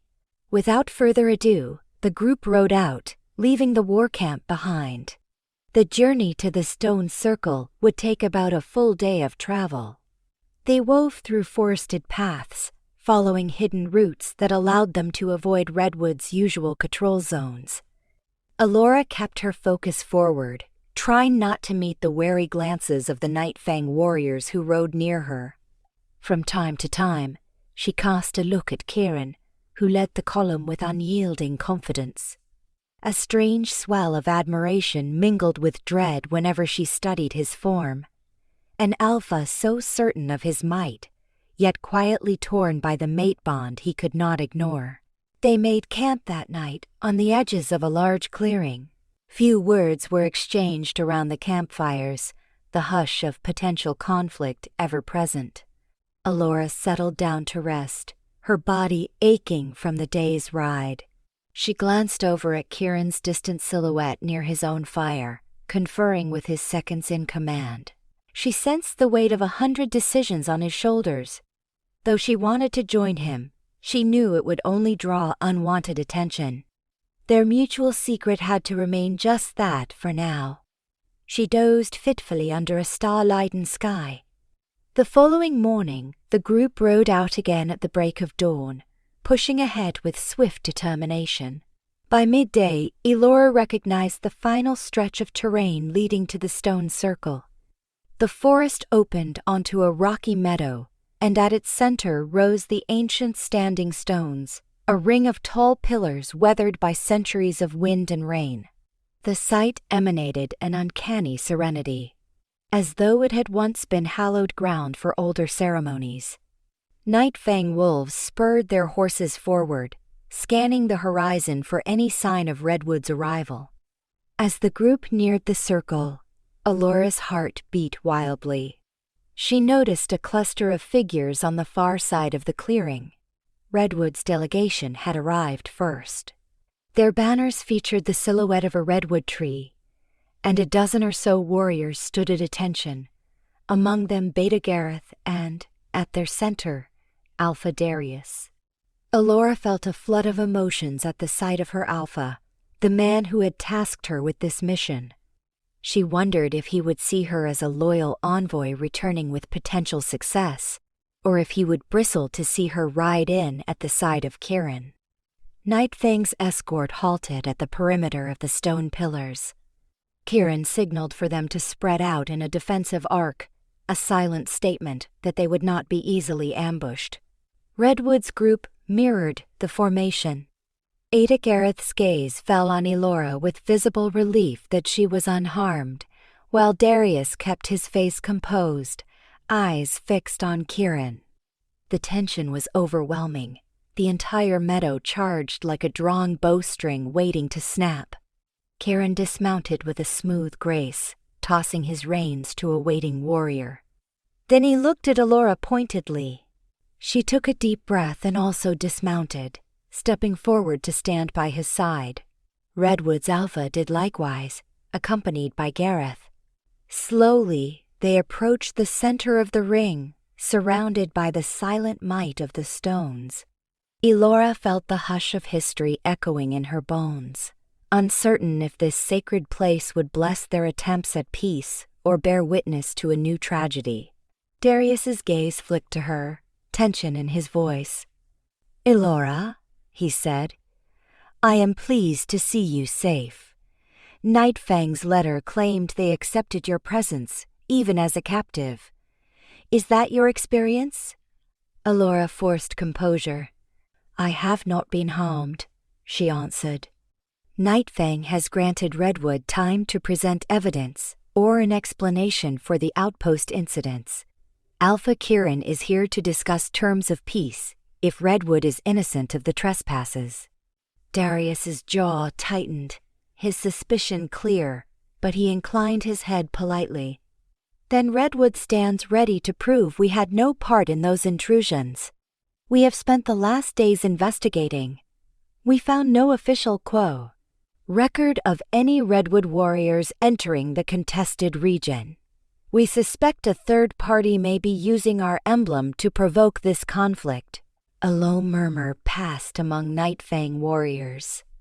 Kirin's expression hardened, remembering the cloth scrap and footprints. "We have found Redwood's mark in multiple outposts," he said, voice resonating. "I have lost men to ambushes that bear Redwood's signature. Are you now suggesting that some hidden enemy is framing you for these acts?" "That is precisely what Redwood suggests," Darius countered. "We do not deny the possibility that a rogue group left behind Redwood's gear to incite you. Until now, Redwood has had no reason to tamper with outposts that did not threaten our lands. We have enough problems maintaining our own borders. Why risk war with Nightfang?" Kirin snorted softly. "Ambition, territory expansion, greed. There are plenty of reasons. Yet you claim innocence. If Redwood truly wants peace, show me your evidence that you had no involvement." At that, Darius gestured to one of his warriors, who stepped forward and presented a bundle of torn leather straps, each bearing Redwood's insignia, but with subtle differences in color and stitching from Redwood's genuine gear.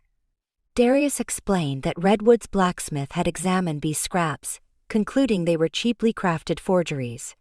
The style was outdated, not matching Redwood's current standards. Nightfang warriors exchanged puzzled looks. Elora felt a cautious hope. She had suspected it could be a fabrication all along. Kirin took the bundle, studying it intently. "So Redwood's official stance is that these are fakes?" he said, eyes narrowing. "Then who do you claim is distributing them, and why?" Darius exhaled.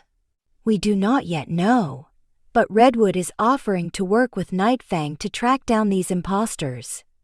We only ask that you stand down your forces while we jointly investigate." Kieran turned over the bundle in his hands, skepticism etched in his face. The silence between the two alphas crackled with tension. Then Beta Gareth stepped forward. "Alpha Darius has also pledged to scour Redwood for any trace of a rogue faction. If Redwood truly had a group operating in secret, we will root them out and bring them to justice before they cause more bloodshed." The moment hung in the air, a crossroads that could either lead to uneasy truce or open conflict. Elora felt the weight of the entire region pressing down on them. She glanced at Kieran, her heart pounding. Despite everything, she prayed he would relent, that he would see Redwood's willingness to cooperate as a genuine move toward peace. She sensed the same battle raging behind his eyes that she felt in her own chest, the desire to protect his pack, the new perspective the mate bond offered, and the burden of mistrust planted by weeks of tension. After a long pause, Kieran lifted his gaze to meet Darius's. "Nightfang will not commit to full trust yet," he said. "But we will allow Redwood to investigate. We will send our own scouts to work alongside Redwood's. If they find no real Redwood presence behind these outposts, then we will consider a formal peace treaty.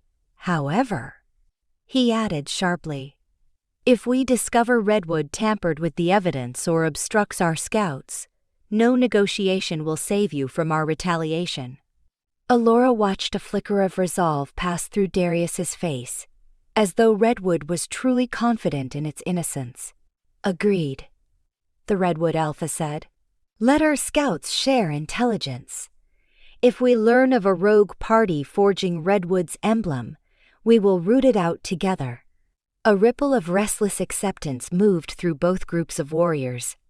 The tension did not vanish, but it lessened slightly, allowing a thread of calm to seep in. Elora felt her shoulders loosen, relief blooming in her chest.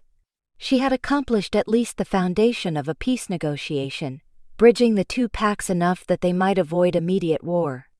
As the Alphas continued to speak about logistics, she could not help but feel a spark of gratitude for the moon goddess's bond, however complicated it might be. Without that subtle tie, perhaps Kieran would never have given Redwood the benefit of the doubt, and Redwood would never have tried so earnestly to prove its innocence. Then, just as the possibility of cooperation seemed tangible, a sudden shout erupted from the outskirts of the clearing. Nightfang warriors spun, hands on weapons. Redwood wolves tensed, forming a defensive line. Elora's breath caught in her throat. Emerging from the tree line was a band of at least 6 or 7 rogues in partial wolf form, brandishing weapons and wearing haphazard scraps of armor. They charged the clearing with primal snarls. The Redwood and Nightfang delegations, thrown off guard, scrambled to respond. Was this some orchestrated ambush to disrupt the fragile council? Chaos erupted as the rogues attacked. Some flung themselves at Redwood's lines, while others lunged at Nightfang's. Elora felt an icy fear spike through her. These rogues bore no clear affiliation, but they attacked without hesitation, as if their goal was to sow total destruction. Kieran roared an order for his warriors to defend themselves, and Darius shouted for Redwood to hold formation. The clearing dissolved into a swirling melee of claws, teeth, and drawn blades. Elora ducked as a rogue swung a chipped sword at her. She stumbled back, heart thundering, reaching for her short blade out of reflex. Before she could unsheath it, the rogue lunged again, eyes wild with bloodlust.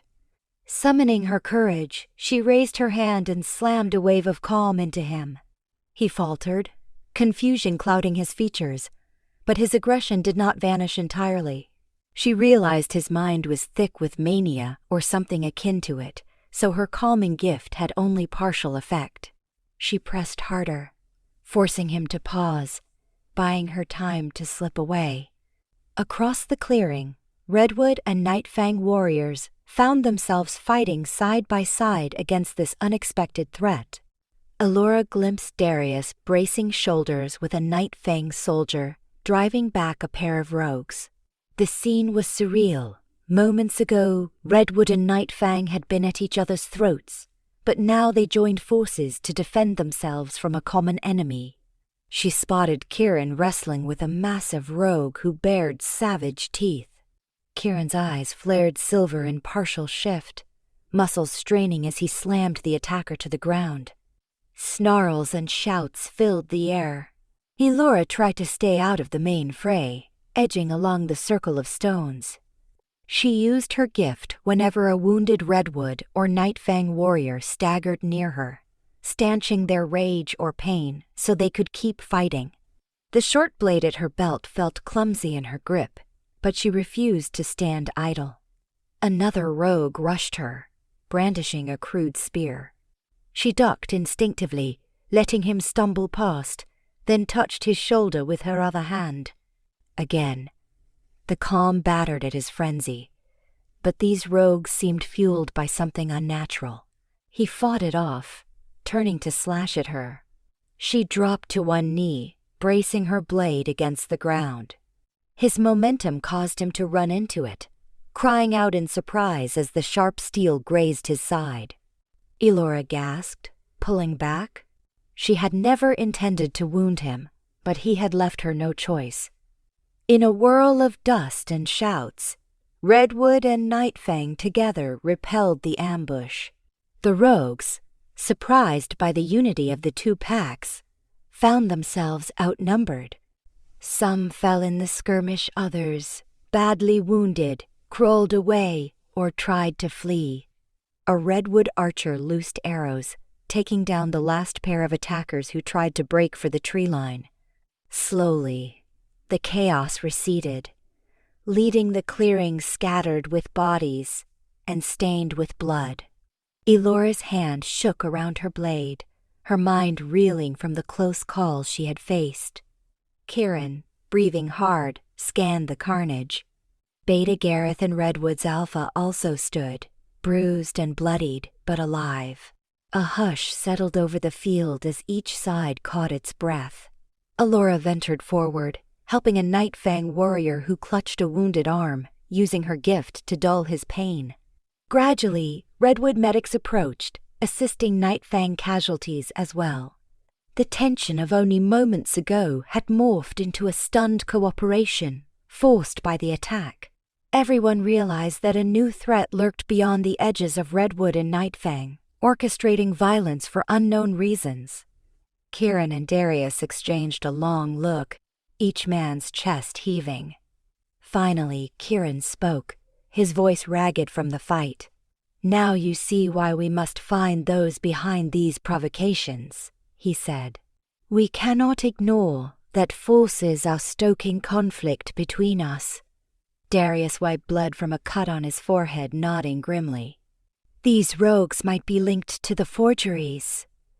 It seems they want Redwood and Nightfang at war. This is only the beginning." The two alphas slowly extended their hands to each other, forging an unspoken agreement that the real threat might be external. Elora gazed at the sight with a shaky sense of hope. Redwood and Nightfang standing side by side would have been unimaginable just days ago, but the ambush had taught them that if they kept fighting one another, a hidden enemy would pick them off easily. She prayed that this alliance would hold once the immediate sense of danger wore off. In that moment, as Redwood and Nightfang wolves continued to bandage wounds together, Elora felt Kieran's gaze on her.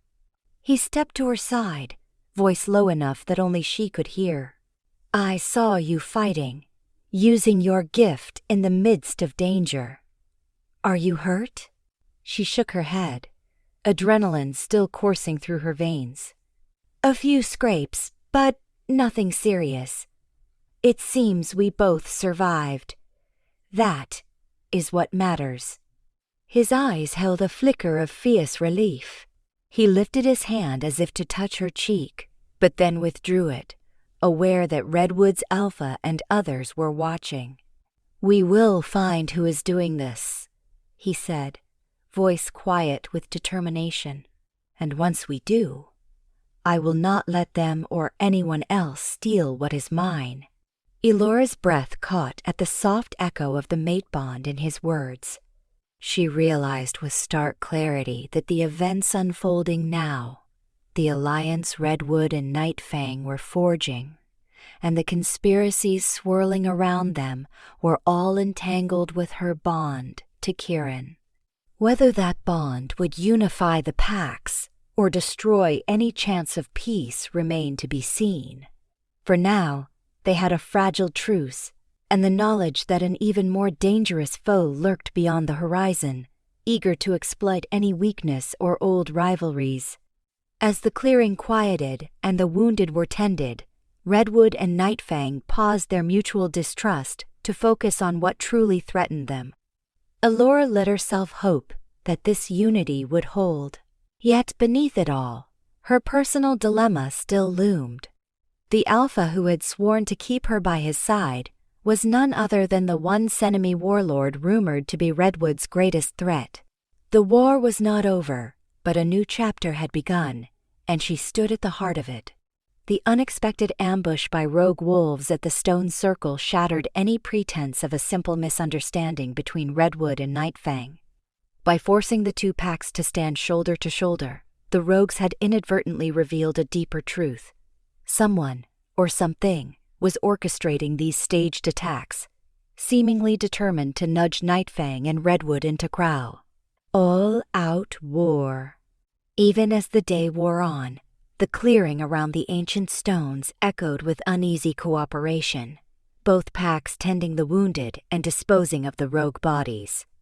The air was thick with the scent of blood and churned earth, and the worn pillars watched like silent sentinels as two former enemies shared water skins and bandages.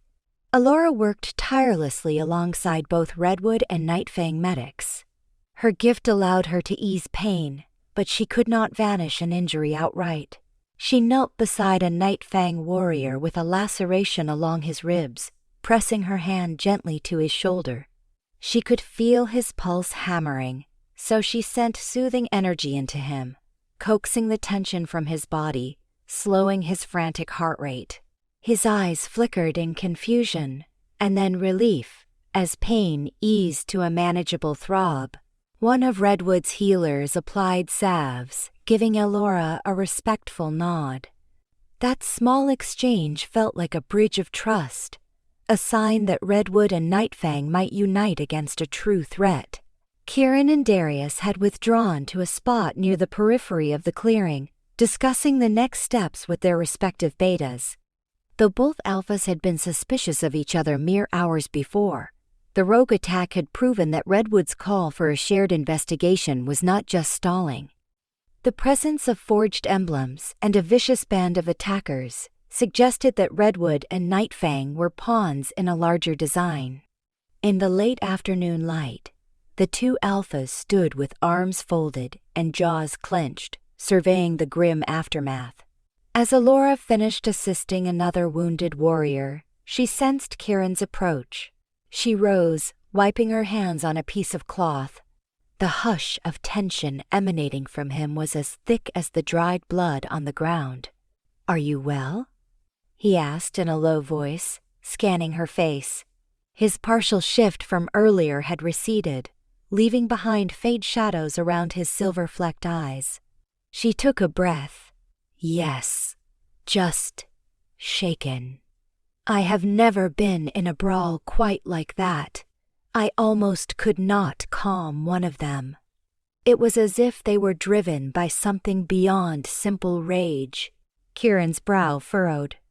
"I sense bat madness too. Some of them did not seem entirely sane." He glanced over his shoulder, confirming that the Redwood Alpha was out of earshot. "Darius and I have decided to form a joint scouting party. We want to track the rogues who fled. Let Redwood's trackers and ours follow whatever trail remains.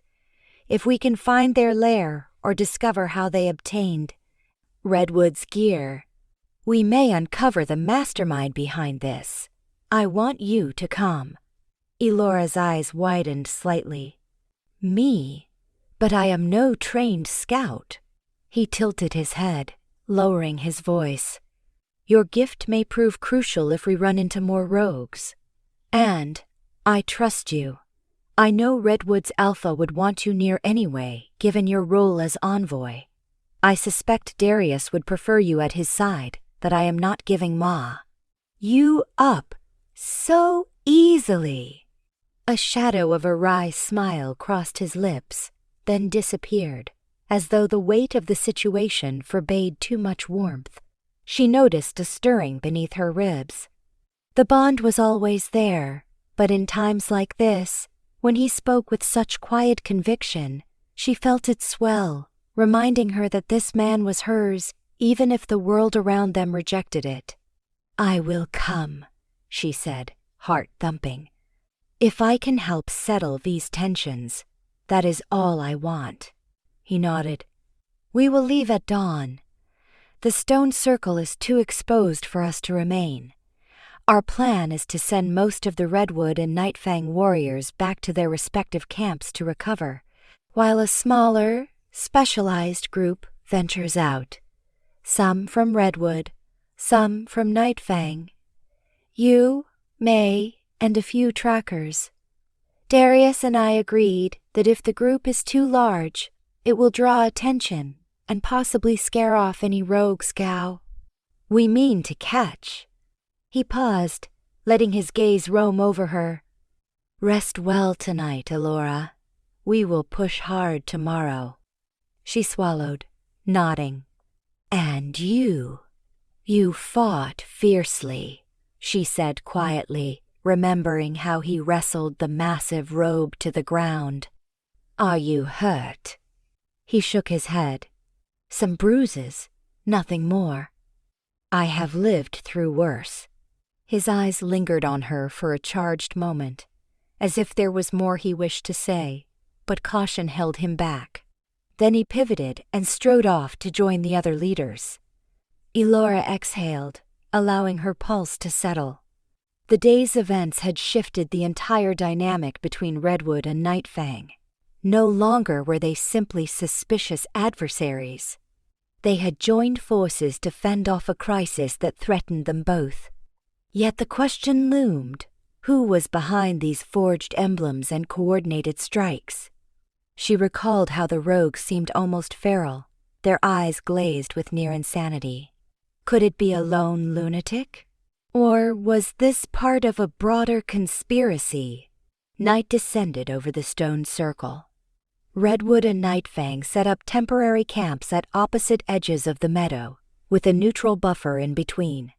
Sentinels from both sides patrolled the perimeter, occasionally nodding at each other in reluctant acknowledgement. A small taste of collaboration existed, but no one dared assume trust. Elora huddled by a modest fire near a group of Redwood warriors. Though most greeted her warmly, she sensed unspoken questions in their eyes. Why had she spent so long in Nightfang's war camp? Why did Kieran seem to focus on her? She offered polite nods and limited answers, choosing not to reveal the bond that bound them. Beta Gareth approached, kneeling beside her on the grass. "I am relieved you are unharmed," he said softly. "We feared the worst, sending you into Nightfang's territory, but it seems they did not treat you poorly." Elora studied his lined face. Gareth had always been protective of her, just as many Redwood warriors were. Still, she noticed the careful edge in his voice, as if he was watching for any sign she might have turned traitor. "Alpha Kieran offered me safety," she replied, keeping her voice measured. "He wants to find the truth about who is behind these outposts." "So do I." Gareth nodded, though a flicker of doubt crossed his expression.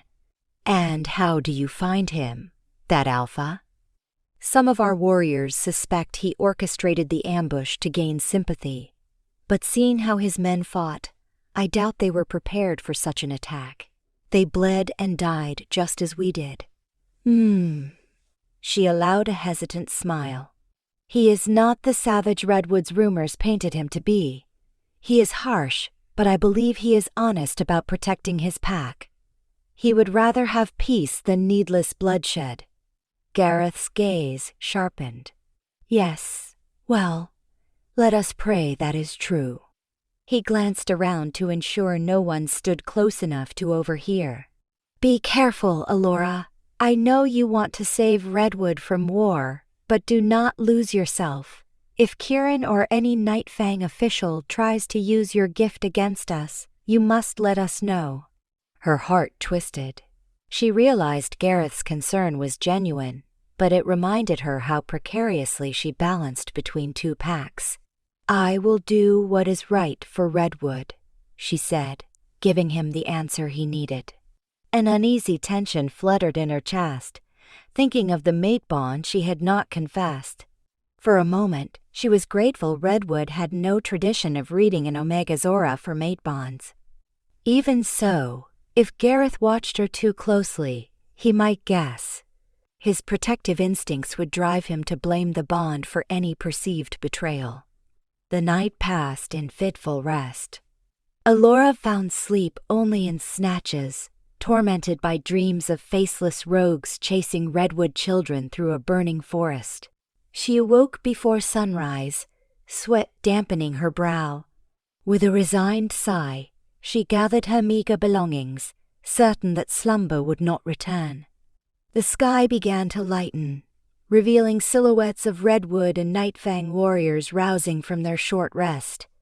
A handful of Redwood soldiers prepared to depart for home, leading wagons of injured wolves. On the Nightfang side, a similar contingent got ready to travel back to their own stronghold, escorting the wounded. All that remained for the mission were small squads of able-bodied trackers, fighters, and leaders ready to embark together. Elora spotted Kieran speaking with Darius near the largest standing stone. Pale morning light accentuated the tension lining both alphas' faces as they conferred over a roughly sketched map pinned beneath a rock. Taking a breath, Elora approached them, stepping carefully among the dew-laden grasses. Darius acknowledged her with a nod, though his attention remained focused on the map. Our best Redwood trackers suggest we trace the route those rogues likely took out of the clearing, he explained.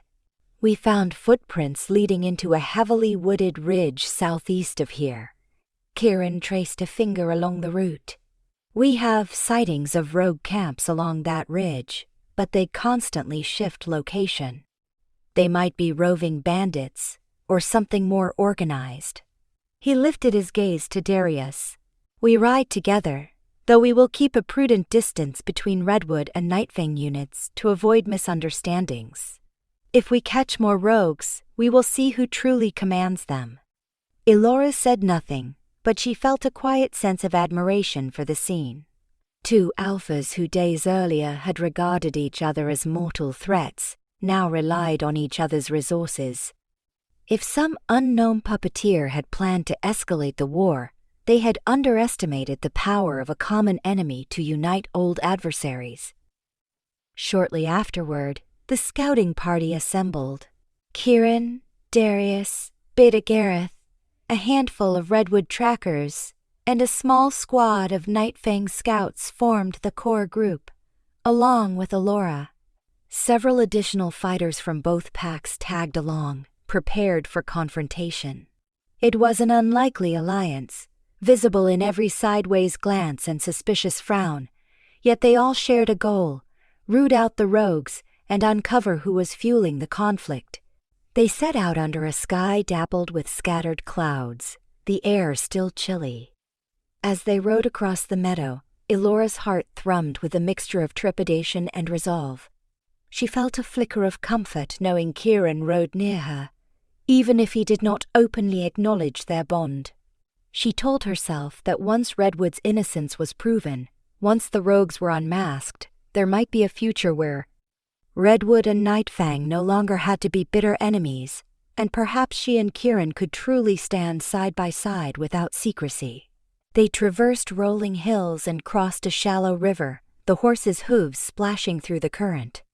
On the far bank, an ancient forest rose, dense with pine and oak.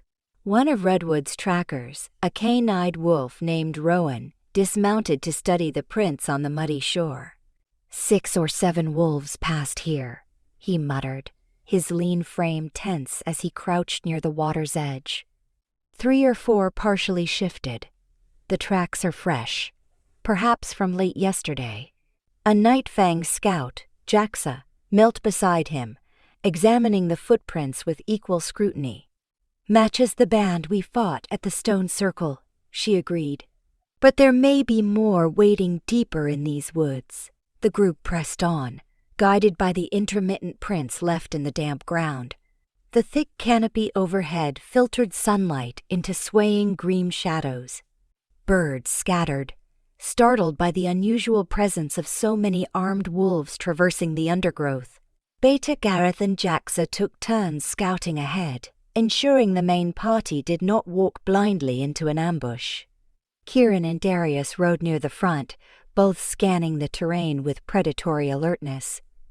Elora kept to the center with a few Redwood and Nightfang warriors. She sensed every nerve in the group poised for attack, their tension sharper than swords.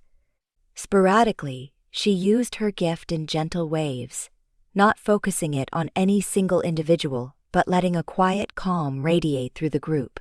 She doubted anyone noticed consciously, yet the edge of hostility between Redwood and Nightfang seemed to soften, as if they understood that in these eerie woods, they needed each other. The trail led them steadily uphill, the forest thickening until the undergrowth tugged at horses' fetlocks. Finally, they paused at a flattened clearing where the soil bore signs of recent activity. Footprints, disturbed leaf litter, and the faint smell of old fires. Jaxa signaled for quiet, and everyone dismounted, tethering the horses to sturdy trunks. Kieran and Darius exchanged a glance, nodding. The scouts spread out to comb the area. Elora followed, her senses on high alert. A hush fell over the clearing. Though she saw no living rogues, the place felt charged. Broken branches and footprints suggested a larger group might have camped here. One Redwood tracker discovered a half-buried cluster of bones, likely the remains of an animal meal. A Nightfang scout found a discarded gauntlet with Redwood's insignia clumsily stitched on it, clearly another forgery. Beta, Gareth and Jaxa circled around the perimeter, sniffing the air in partial shift. They rejoined the group near a toppled log, exchanging wary looks. Still warm, Jaxa murmured, pointing at the ashes of a hidden fire pit. They could be close, maybe an hour ahead. It looks like they moved on after the battle. Kieran's gaze hardened as he studied the charred ashes. They must know we are on their trail. We proceed on foot from here.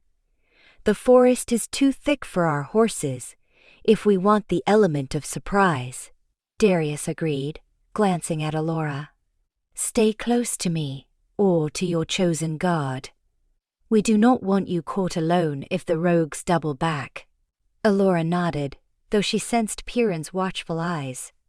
She was not certain which alpha she was truly safer beside. In truth, Redwood might have more reason to keep her safe from random attacks, while Kieran had a personal, more possessive instinct. She decided she would stay near the center of the group, letting both alphas do their job.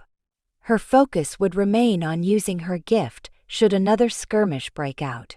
They pressed deeper into the forest on foot, leaving a few warriors behind to guard the horses. Twisted roots and thick ferns forced them to pick their way carefully.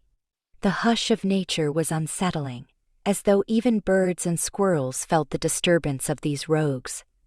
Occasionally, Rowan paused to trace footprints, ensuring they still followed the correct path.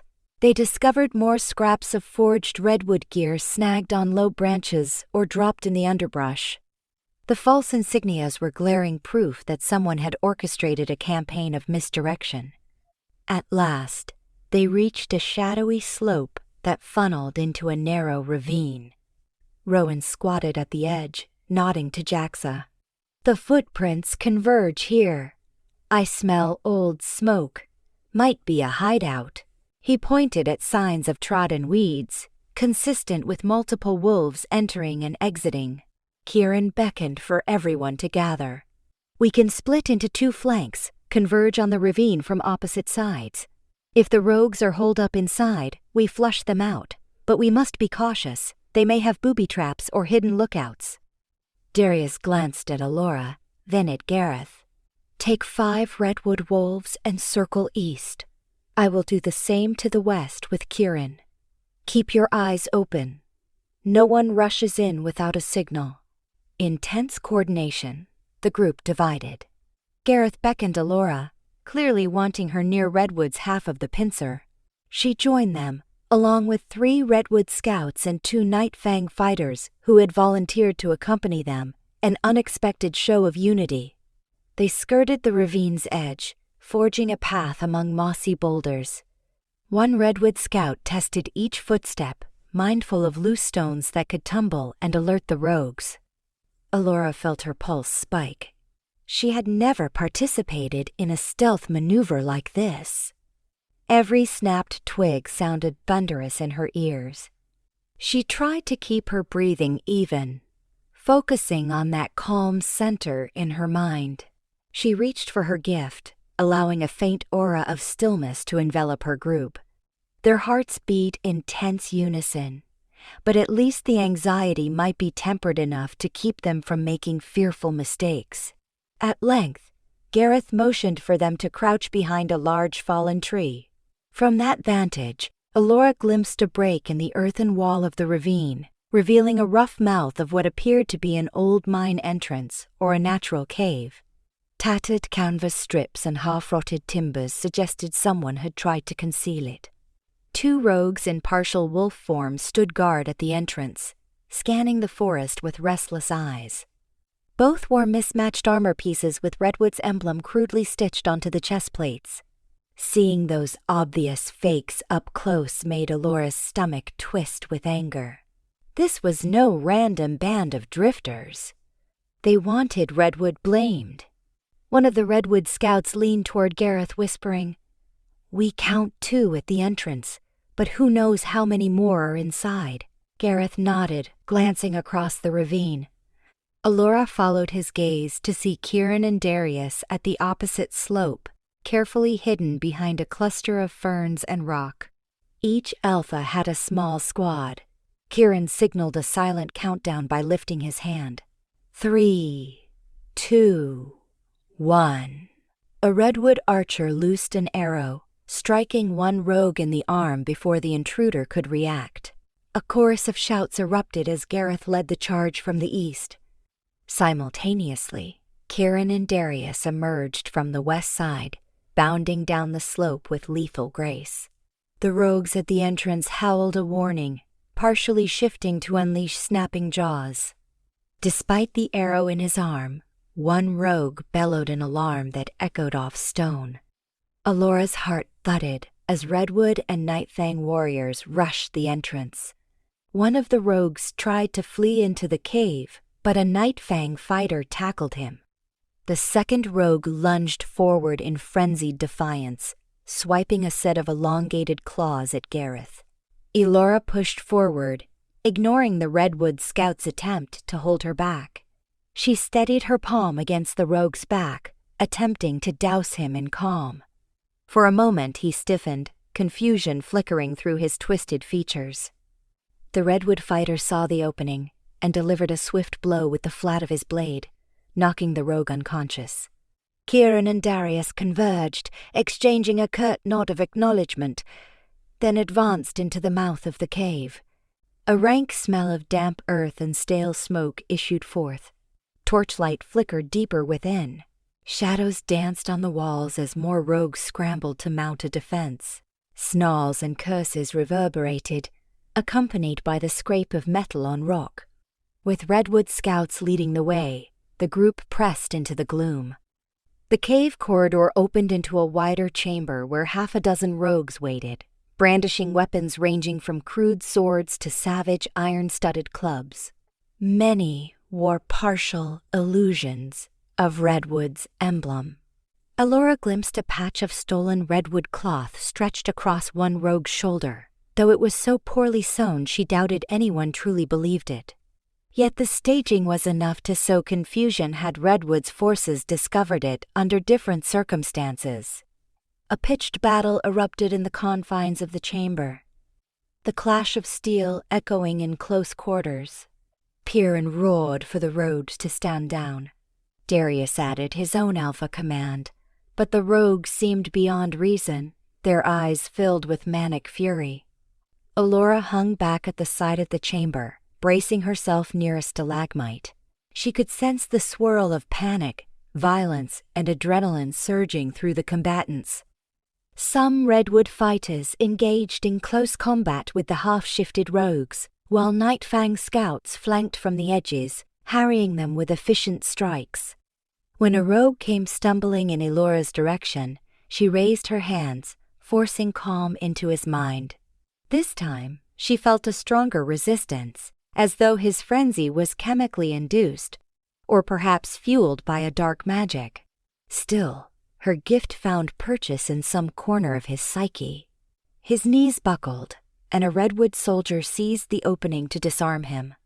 Another rogue tried to lunge at Kieran, but the alpha sidestepped and drove the hilt of his blade into the rogue's skull with brutal precision, sending the attacker sprawling.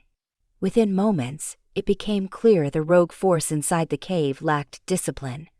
They fought with savage desperation rather than organized skill.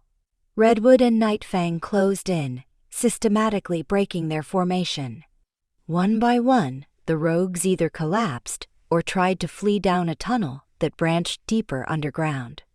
Soon, the main chamber was littered with battered bodies, groans of pain echoing off the damp walls.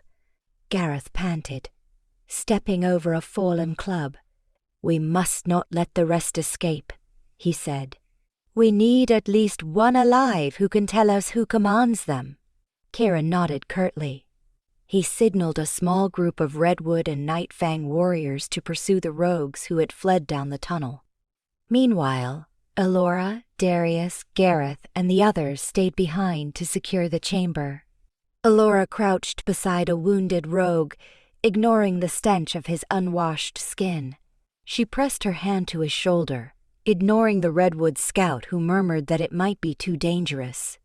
She needed answers. With a concentrated pulse of her gift, she subverted the rogue's pain to clarity. His eyes fluttered open, glazed with confusion. "Who sent you?"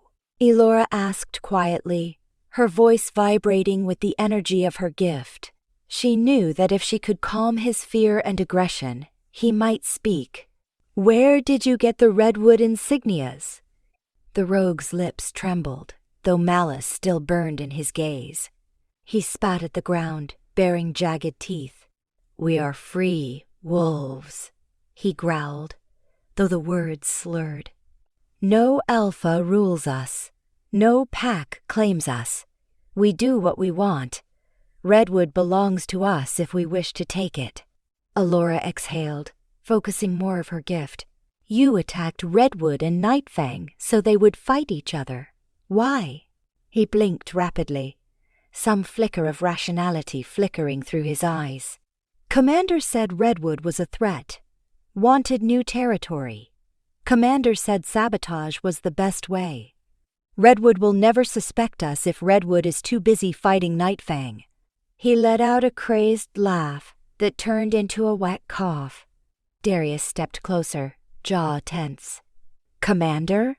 A rogue does not have a commander unless someone is paying or controlling you. Who is it?" The wounded rogue shuddered, gaze rolling. "Commander said Redwood was weak, that forging Redwood's insignia would turn the region into chaos. Then we could pick the bones clean when Redwood and Nightfang destroyed each other." A bitter grimace twisted his face. He let out a hoarse chuckle, sounding half-mad.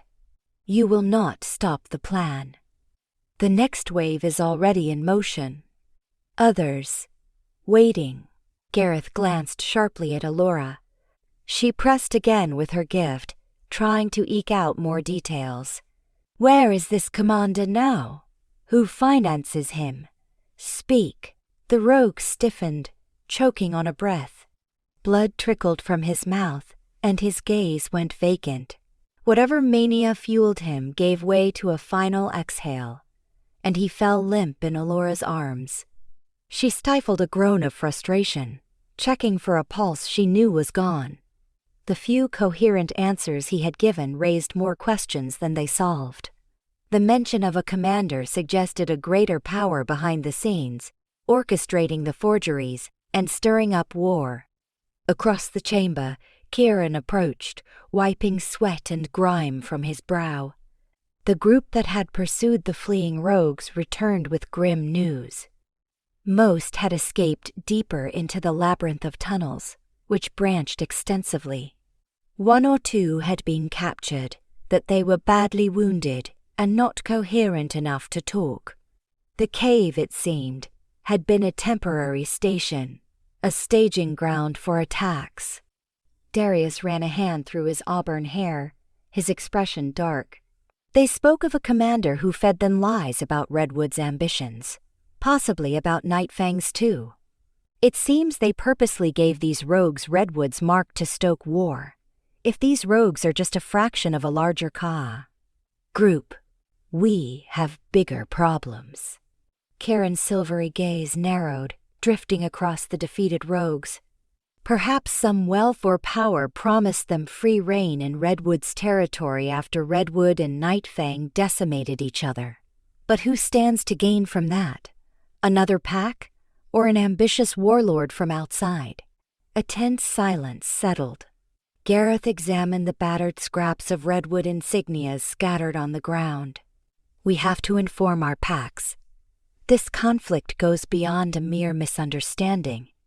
Someone is supplying and organizing these rogues, using Redwood's name to push Nightfang into confrontation. He looked to Darius. Perhaps we should gather Redwood's neighboring allies as well. If an unknown threat is building an army, they may strike others too. Kieran folded his arms, shoulders rigid. I will send word to my pack. Nightfang has connections to smaller packs in the eastern mountains. If any of them have seen unusual rogue gatherings or shipments of gear, they must speak up.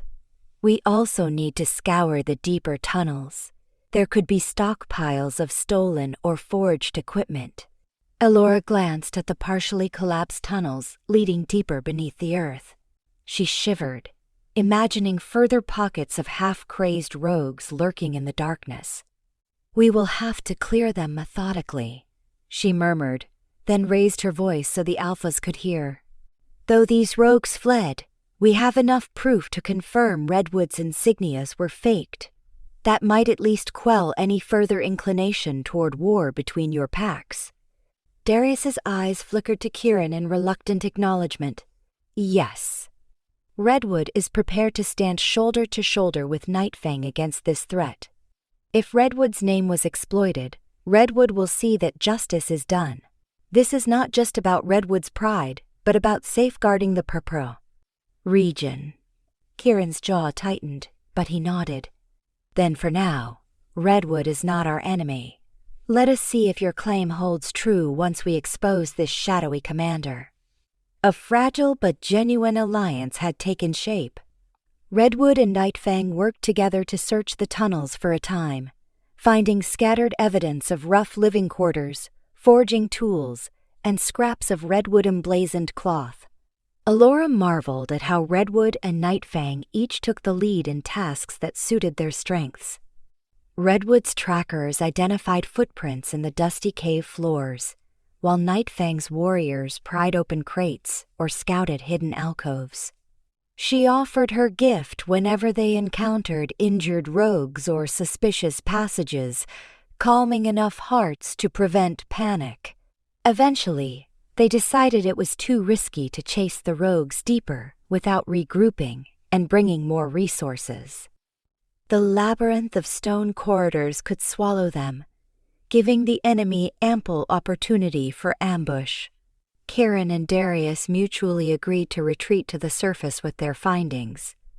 They gathered in the main chamber, dim torchlight dancing on their battle-worn faces. "We will split up," Darius declared. "Redwood will send word to our allies, gather supplies, and prepare to return with a larger force. Nightfang, do the same. We can reassemble here in 3 days. By then, we will have enough manpower to sweep the tunnels entirely, root out any remaining rogues, and search for further clues about this commander." Kieran's expression was tight, but he acquiesced. "Nightfang will not slacken this. We cannot allow a hidden army of rogues to fester in these hills. 3 days. We meet at dawn outside this ravine." A silent vow passed between the two alphas that this was no half measure. Redwood and Nightfang would coordinate a full assault if needed. There parted ways in the early afternoon, returning to the surface where the horses waited. The few conscious rogues who had been taken prisoner were bound and divided. Redwood took one for questioning, Nightfang took 2. The rest lay either dead or unconscious in the cave's gloom, a testament to the savage fight.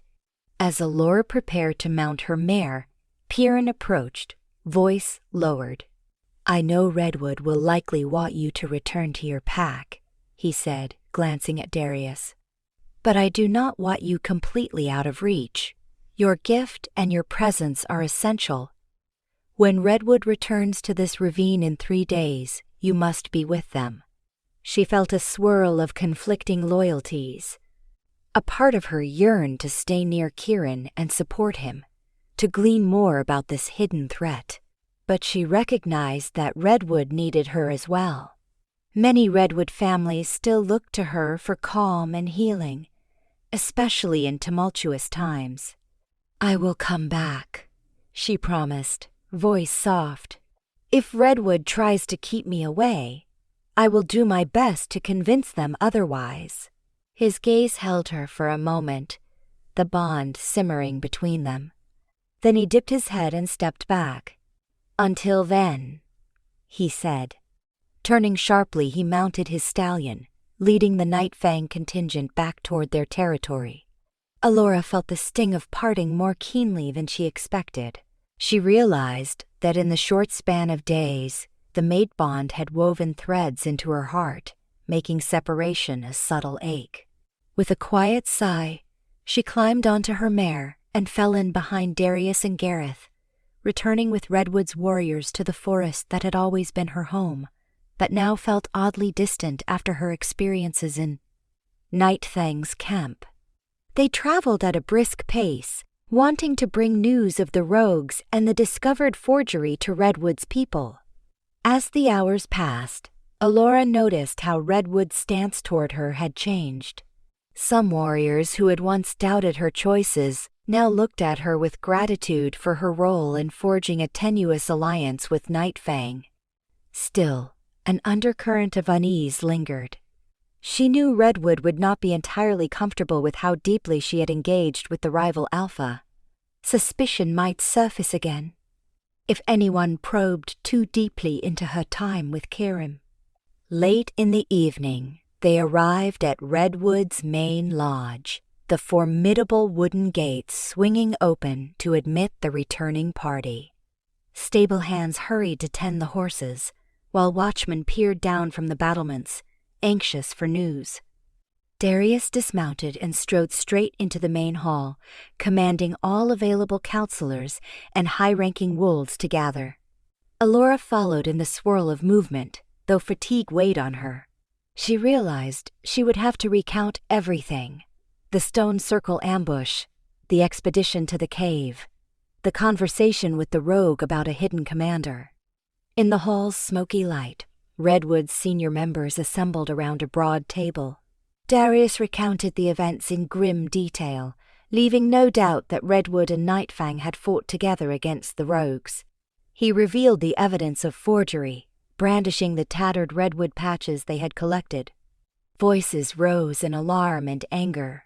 The notion that an unknown party manipulated Redwood's name to incite chaos rocked them all. Elora spoke in measured tones when Darius prompted her, explaining how she had used her gift to interrogate one of the wounded rogues. He mentioned a commander who told them Redwood would expand into Nightfang's territory, pushing them to stage attacks that would implicate Redwood. It is clearly a lie designed to pit our packs against each other. Her voice rang with quiet conviction, though inside she still grappled with the broader implications. Who was powerful enough to pay or coerce these rogues, forging Redwood gear on such a scale? Beta Gareth added. Nightfang is equally concerned. They have captured rogues for interrogation as well. In 3 days, Redwood and Nightfang will join forces to scour the hidden tunnels. If that commander is lurking nearby, mean to find him. An older counselor frowned deeply. Nightfang is still our rival. Are we certain they are not weaving a clever ruse? The notion of an unknown threat conveniently spares Redwood from their wrath. Darius's mouth tightened. We were ambushed side by side. Nightfang lost warriors as well. I do not believe they are so foolish as to kill their own in a charade. Besides, there is enough forged Redwood gear to indicate a real plot against both packs. One of Redwood's younger fighters muttered, "This is madness. Has our land become a hunting ground for rogues led by an invisible puppeteer?" Darius pounded a fist against the table, silencing the chatter. We do not cower. Redwood will stand strong.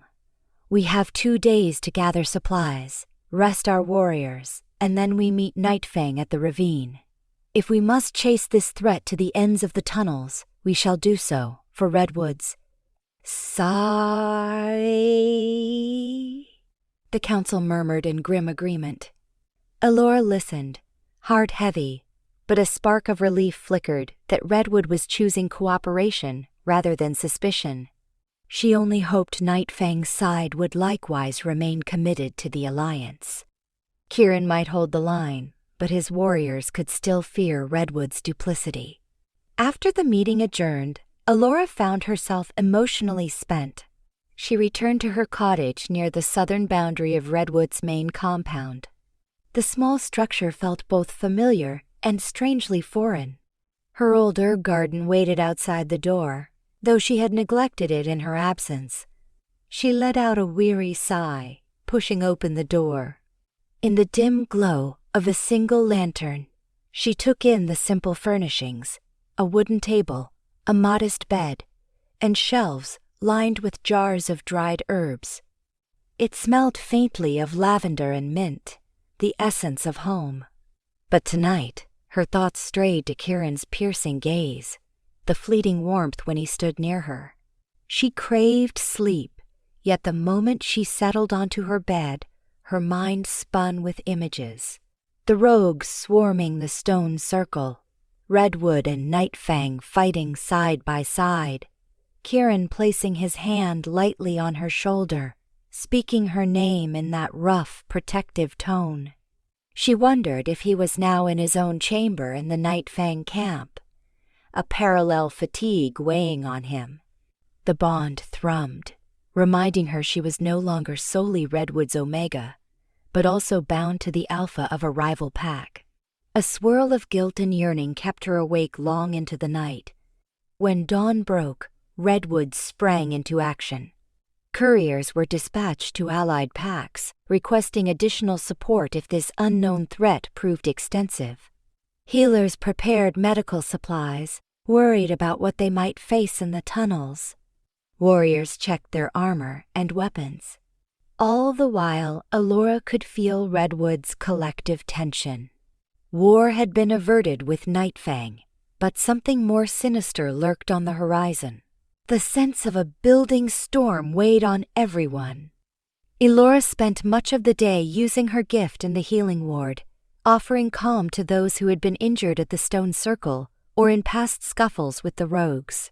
Many Redwood wolves recognized her gentle presence, thanking her for her bravery in Nightfang's camp. She tried to offer them reassuring words, though inside she questioned how Redwood would handle the eventual revelation of her mate bond with Kieran. If that revelation ever came, could Redwood and Nightfang truly unify enough, but their union might be accepted? On the second evening, Darius called for Elora once more, requesting a private conversation in the main lodge. She entered the spacious hall, heart fluttering with apprehension. Darius stood near the grand fireplace, one hand braced on the mantel. He gave her a measured look as she approached.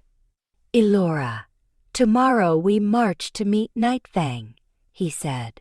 "I want to ensure we present a united front. Your presence there is vital. You have proven your loyalty and skill.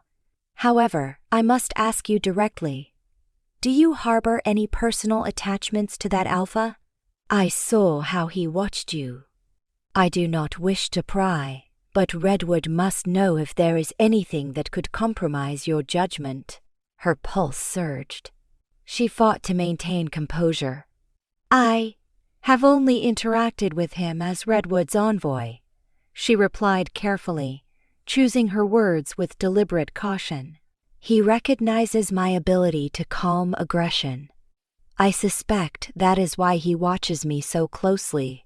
If Redwood is to remain safe, forging a rapport with Nightfang's alpha might be our best chance at preventing future hostility." "Oh." Darius regarded her for a long moment, eyes dark with thought. "Yes, your gift is a rare asset. Still, I caution you, Elora, do not let your empathy blind you to potential manipulation. We have a fragile alliance with Nightfang, but alliances can fracture. Remain vigilant." She dipped her head. "I understand. My loyalty is to Redwood." Whether Darius fully believed her or not remained unclear. He exhaled, turning back to the flames. "Prepare yourself for the journey. At dawn, we ride to the ravine with sufficient warriors to finish what we started. May the moon goddess watch over us all." Elora murmured a quiet assent and departed, a tangled knot of dread and yearning in her chest.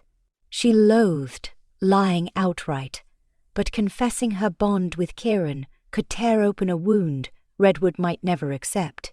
She prayed that if Redwood and Nightfang emerged from this crisis side by side, the truth might not be so devastating. For now, she clung to hope that her vow to help Redwood was genuine, and that Kieran would likewise preserve her trust.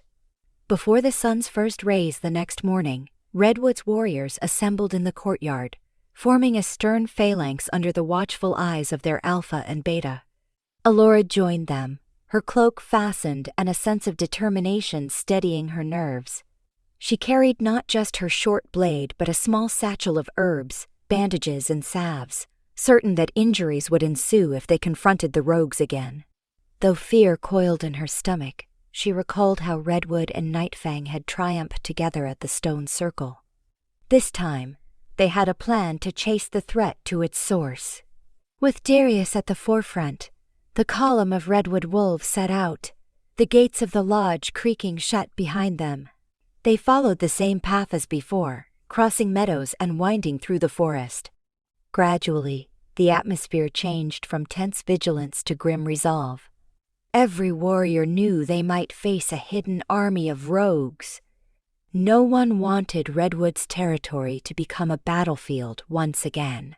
By midday, they neared the ravine where the cave system waited. As they emerged into a rocky clearing, they saw a contingent of Nightfang wolves already present, Kieran at their head. His dark hair brushed against the collar of his leather armor, and his posture radiated calm authority. Elora's heart skipped at the sight of him, though she strove to keep her expression neutral. The Redwood riders fanned out, forming a semicircle opposite Nightfang. For a breathless moment, both packs regarded each other, measuring how the last few days might have changed them. Darius dismounted, stepping forward. Kieran mirrored him, and they met in the center. Elora's mouth went dry, recalling how, just a short while ago, these two men had nearly launched their packs into war. Now they stood as allies, however uneasy, prepared to descend into darkness together. Kieran broke the silence. "We have brought additional warriors and supplies. My scouts tried to search the upper tunnels after we parted, but the rogues had set traps. We lost 2 good wolves. They have grown more desperate, or they are stalling us." Darius exchanged a grim look with him. "Redwood is ready. Let us proceed. If they have more traps, we will flush them out with combined strength." A ripple of agreement passed through both groups. Under Kieran's direction, they formed task units. Some Redwood fighters joined with Nightfang counterparts, intending to prove unity. Elora found herself placed in a small squad with Gareth, Rowan, Jaxa, and 2 other Nightfang warriors. Kieran's gaze flicked to her before he addressed the entire assembly. "Maintain formation. Watch for pitfalls. If you see anything suspicious, call out. We clear each tunnel systematically. The priority is to capture at least 1 rogue who can lead us to their commander." With those orders, Redwood and Nightfang collectively ventured down the slope toward the cave entrance. Gone was the element of surprise they held last time. They fully expected the rogues to have prepared defenses. The first few sub-chambers were deserted, only scattered refuse left behind. Then they encountered barricades of splintered wood and rubble, hastily erected to funnel intruders into choke points. Redwood's and Nightfang's combined strength tore them down, but each barrier cost time and carried risk. Twice, they sprang traps. Spiked logs released from overhead, triggered by hidden ropes. Alert scouts managed to topple them away from the main group, but one Redwood warrior took a painful blow to the leg. Elora hurried to his side, easing his agony with a pulse of her gift, while Jaxa helped bandage the wound. The warrior grimaced, but thanked her. Once he was stable, the group pressed on. The deeper they went, the more labyrinthine the tunnels grew. Some passages led to dead ends, stacked with rotting supplies or scraps of false redwood insignias. Others opened into new corridors with pitch-black darkness. They found a few unconscious rogues left behind, possibly from old injuries or the effects of some toxic substance. Anyone who was remotely coherent was questioned, but the mania or sedation seemed too strong for them to form words. Eventually, Redwood and Nightfang had to move on, leaving guards with the prisoners at strategic points. After hours of tense exploration, the combined group reached a broad chamber that smelled of old smoke and damp stone. Torches set in brackets on the walls flickered, revealing a raised platform at the far end. A strange hush emanated from that platform, as though it had once been the center of some grim gathering. Redwood and Nightfang warriors fanned out cautiously. Elora stayed near the middle, scanning the shadows for signs of movement. Beta Gareth approached an overturned crate near the platform and frowned. "Look at this," he said, motioning for others to come closer. Inside the crate lay an assortment of battered weapons, some bearing Redwood's mark, others newly hammered with no mark at all. Bags of coins jangled softly when Jaxa lifted them, emptying their contents onto the stone. The coins bore designs unfamiliar to Redwood's currency. Some even minted from distant regions, indicating foreign dealings. Kieran picked up one of the weapons, scowling at the crude Redwood insignia carved into the hilt. Whoever commands these rogues is feeding them false Redwood gear, plus money that cannot be traced to Redwood or Nightfang. This is bigger than just a local spat. Elora's skin prickled. She looked around, sensing that they might be on the cusp of an important discovery. "Could the commander be here, in a hidden chamber?" she asked quietly. Darius inhaled sharply. "Spread out. Check every wall for hidden passages. The rogues would not leave these supplies in plain view unless they had a reason." The group obeyed, running hands along damp stone, tapping for hollow echoes.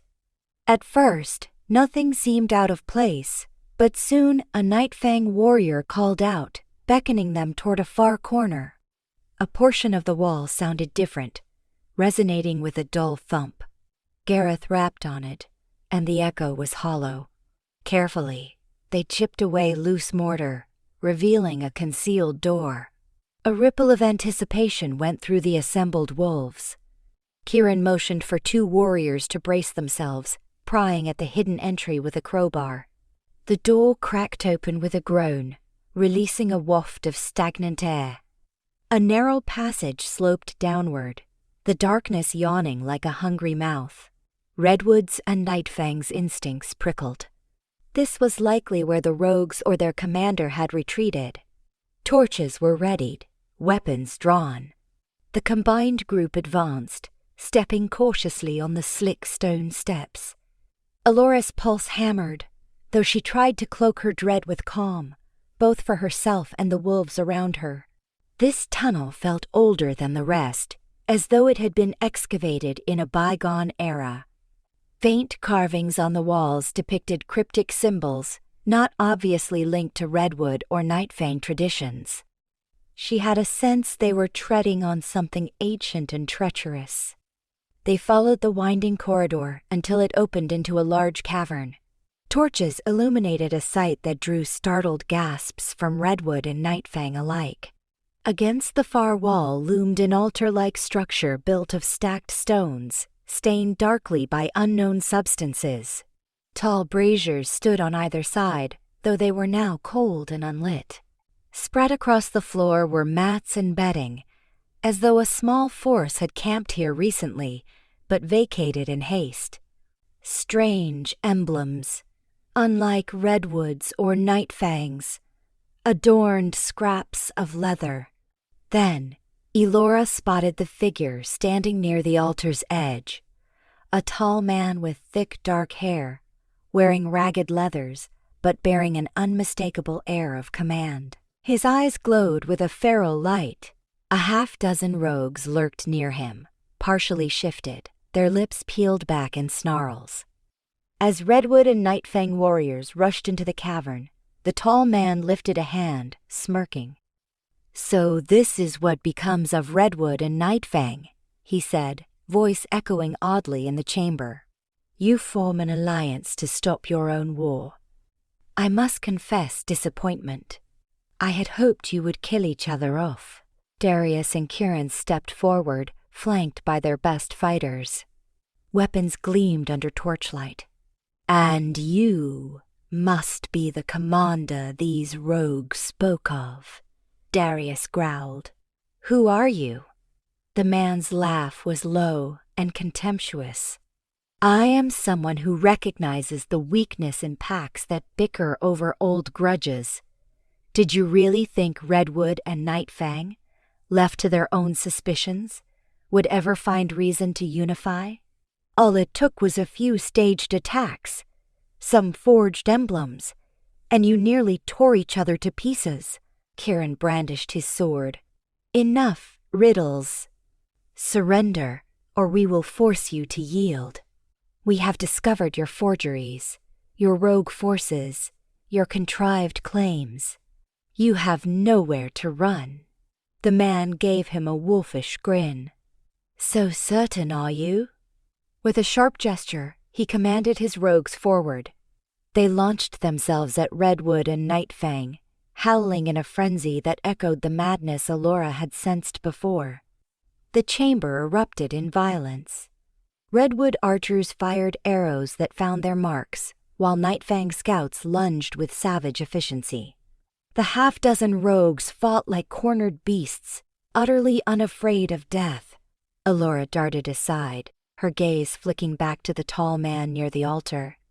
He retreated behind a stone column, rummaging for something. In the flickering torchlight, she glimpsed him pulling a slender vial from a pouch at his belt. Her stomach dropped. She feared some dark substance or poison that might drive his rogues further into berserk rage. Gareth and Rowan were locked in combat with two of the rogues, so Elora dashed toward the altar, determined to prevent the man from using whatever was in that vial. A rogue intercepted her, lunging with extended claws. She dropped to one knee, pressing her palm against his chest with all her might. The wave of calm hit him, but he staggered only slightly. His eyes shone with fanatical devotion. He roared, slashing her arm. Pain flared, and she gasped, pushing harder with her power until the rogue collapsed in a dazed stupor. Blood trickled down her sleeve. Gritting her teeth, she scrambled forward. The tall man had popped the vial's cork, a sickly purple vapor curling upward. Before he could drink or throw it, a dark shape lunged at him. Kieran. The alpha slammed into the man's side, sending the vial clattering across the stones. A snarl tore from the man's throat as he twisted free, delivering a punch to Kieran's ribs. Kieran staggered, but recovered swiftly, hooking an arm around the man's neck. They struggled, crashing against the altar, nearly tipping the stacked stones. Elora rushed to grab the vial. She found it rolling near the edge of a brazier, purple vapors wafting from its mouth. She snatched it carefully, pressing her palm over the top to keep the fumes from spreading. A wave of dizziness struck her just from catching a faint whiff. Her head spun, and she realized this was likely a potent stimulant or hallucinogen meant to push rogues to new heights of frenzy. She steadied herself, fighting off the nauseating effect with her gift.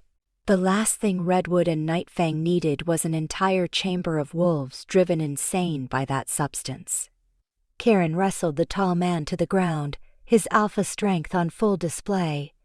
But the man moved with a disturbing flexibility, slipping from Kieran's grip. He aimed a savage kick that landed on Kieran's shoulder, then grabbed a fallen blade, swinging at the alpha's neck. Kieran blocked it with his forearm, hissing in pain as steel bit into flesh. A second blow glanced off Kieran's chest plate. Fury ignited in Kieran's eyes, and he lunged, grappling the man's weapon hand. For a moment, they strained in a deadly lock. Elora wanted to help, but fear of releasing the vile purple substance kept her frozen. She heard the commotion of Redwood and Nightfang finishing off the other rogues. In the corner of her vision, she glimpsed Darius striking down a feral attacker with brutal swiftness. Freed from that fight, Darius turned, saw Kieran struggling, and charged. Together, the two alphas bore the man to the ground, forcing the blade from his hand. He snarled and spat, eyes rolling in a near-mad fervor. "You are too late," the man growled. "My allies will finish what we started. Redwood and Nightfang cannot stand against the tide of chaos." Kieran's voice was a snarl. "You talk of allies. Who? Speak clearly." Darius pressed a knee into the man's back, pinning him. "Name them, or we will force it out of you."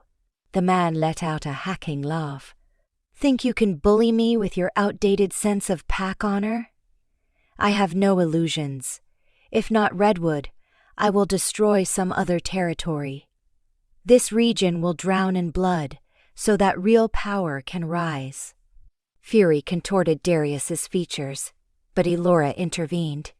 "Wait," she called, voice echoing in the cavern. Keeping her hand firmly over the open vial, she hurried to kneel beside them. "Let me try." She reached out to place her palm on the man's temple, inhaling slowly. She felt the swirl of twisted rage in his mind, similar to the mania affecting his rogues.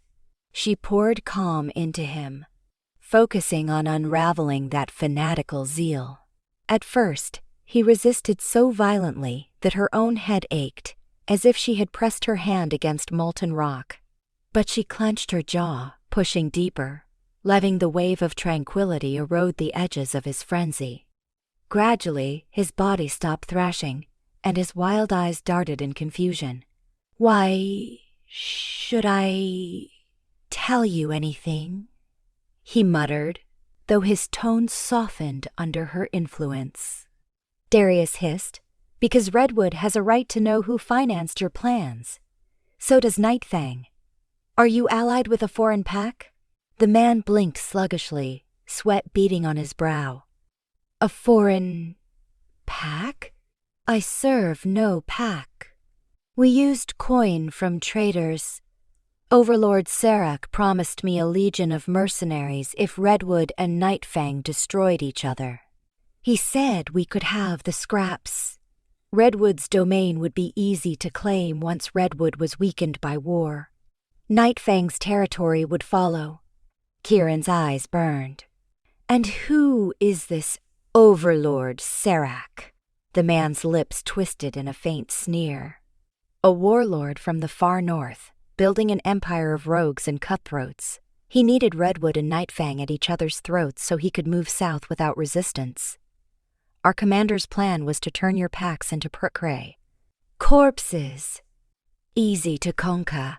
We succeeded in riling you up, but it seems your fated war was cut short. Pity." Elora's hand trembled as she maintained the calming connection. "Overlord Serac." She had heard distant rumors of a warlord in the far northern regions, but Redwood had paid little heed. Now the threat was on their doorstep, orchestrating sabotage through local rogues. "Is this Overlord Serac in the region?" she asked quietly. The man's eyes glazed again, as though exhaustion and the diminishing mania overcame him. "Not yet." His envoy spread chaos, pushed packs to war. "But soon his armies will come." He let out a final, rasping breath, and then his body went limp, eyes rolling back. Whether he was dead or merely unconscious was unclear, but no amount of jostling elicited a response. A hush descended upon the cavern. The last skirmishes with the remaining rogues had ended, Redwood and Nightfang standing victorious amidst a scene of grim discovery. Elora noticed the shock and anger etched on both packs' faces as the man's final words sank in. A foreign warlord wanted Redwood and Nightfang locked in conflict so he could sweep in and claim their lands. The orchestrated attacks, the forgeries, everything had been a prelude to a larger invasion. Kieran rose, nursing his injured arm. His gaze flicked to Darius. "It seems Redwood and Nightfang have bigger concerns than each other. The war we feared may still be coming, but from beyond our borders." Darius inclined his head, stern resolve hardening in his eyes. "Then Redwood will stand. If Overlord Serac thinks we can be toppled easily, he will discover we do not bow to outside conquerors." Both packs exchanged nods of mutual understanding, their old rivalry overshadowed by the prospect of a greater threat. Elora clutched the vial of purple liquid, carefully sealing it with a scrap of cloth to prevent further fumes. It was a chilling symbol of how far this hidden enemy would go, doping rogues into unstoppable madness, forging Redwood's emblem, and inciting savage conflict. Yet Redwood and Nightfang had caught on in time, if only barely. Soon, Redwood and Nightfang warriors began searching the cavern and the adjacent rooms for further clues. They found piles of half-finished Redwood insignias, scattered coins from various lands, and a trove of documents hinting at contact between the rogue commander and unknown benefactors. Many details were cryptic or coded, but it was enough to confirm the presence of a well-funded conspiracy. Exhaustion weighed on everyone by the time they emerged from the tunnels, blinking in the late afternoon sun. Some Redwood wolves carried the unconscious or bound rogues who still lived, hoping to glean more intelligence through questioning. Nightfang took their share of prisoners. Despite the harrowing discovery, there was a somber sense of triumph. Redwood had proven its innocence, Nightfang had set aside distrust, and they had ripped the veil from the orchestrator of these attacks. But overshadowing all that was the realization that Overlord Sarak's designs stretched beyond a single cave. They had merely scratched the surface of a looming invasion. Outside, Kieran and Darius ordered their warriors to regroup, taking stock of injuries and counting the fallen. A handful of Redwood soldiers had been badly wounded, as had several from Nightfang.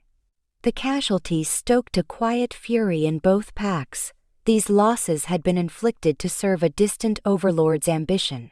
Elora stood near a cluster of Redwood healers, tending to her own wound with the help of a salve-soaked cloth. The gash throbbed painfully, but it was not too deep. She recognized the irony that she could calm others far better than she could banish her own physical pain. As she winced at the sting of the herb paste, she sensed Kieran approaching. Glancing up, she saw concern flicker in his silver-flecked eyes. "You are injured," he said softly, ignoring the Redwood healers who hovered nearby. She mustered a small smile. "It is not grave. It will heal. You took a blade yourself, did you not?" He touched his bandaged arm. "Flesh wound. Nothing I have not survived before." A hush lingered between them. She sensed 1,000 words unsaid, that their packs were now forced into a bigger battle, that Redwood and Nightfang must stand united or risk annihilation, and that a bond far deeper than politics had taken root between them. But here, in the presence of Redwood and Nightfang alike, they did not speak openly of such things. Darius joined them, scanning the wounded. For a moment, Elora thought the Redwood Alpha would bristle at seeing Kieran speak with her so closely, but Darius's gaze was fixed on the medics and the battered state of Redwood's warriors. "Nightfang will want to regroup," he said to Kieran. "Redwood must do the same. But soon, we must plan for what this warlord's arrival means. My territory is not prepared for an invasion from the north. Neither is yours." Kieran's expression hardened. "We will meet at Redwood's main lodge in a week's time. I propose we invite our allied packs to convene. This threat touches us all. Overlord Sarak must not find us divided." Darius studied Kieran's face, then nodded. "Agreed. Redwood will host a summit. Let every pack that values its independence come. We will share the evidence we found, these coded documents, the forged emblems, everything." With that, Redwood and Nightfang parted ways, neither side seeing the other as an enemy anymore, but as a necessary ally in the face of an oncoming storm. Sentries helped the wounded onto horses or litters. Elora watched as the tall man, the rogue commander, was lifted onto a makeshift stretcher, still unconscious, his face slack. She wondered if Redwood or Nightfang could glean more from him later, or if his mania would prevent him from revealing anything beyond what he had already confessed. She caught one last glimpse of Kieran as he prepared to depart with his warriors. Their eyes met, a moment of intense understanding sparking between them. In that brief glance, she felt the powerful pull of the mate bond, fueling her battered spirit with hope. They had stopped a false war, together. Now, a real war loomed on the horizon, and Redwood and Nightfang needed each other. Maybe, just maybe, there was a path for them, and for the bond that tethered their hearts.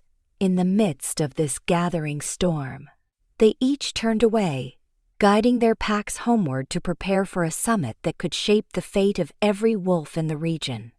If Overlord Sarak truly marched south with his legions of rogues, Redwood and Nightfang would meet him not as foes, but as the first line of defense. And though Elora's duty lay with Redwood, Her heart whispered that she and Kieran walked the same path now. The Omega who vowed to keep peace, and the Alpha who had once been her sworn enemy, had forged a powerful alliance.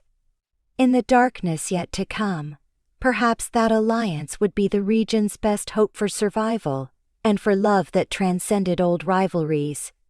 7 days later, Redwood's main lodge bustled with activity not seen in generations.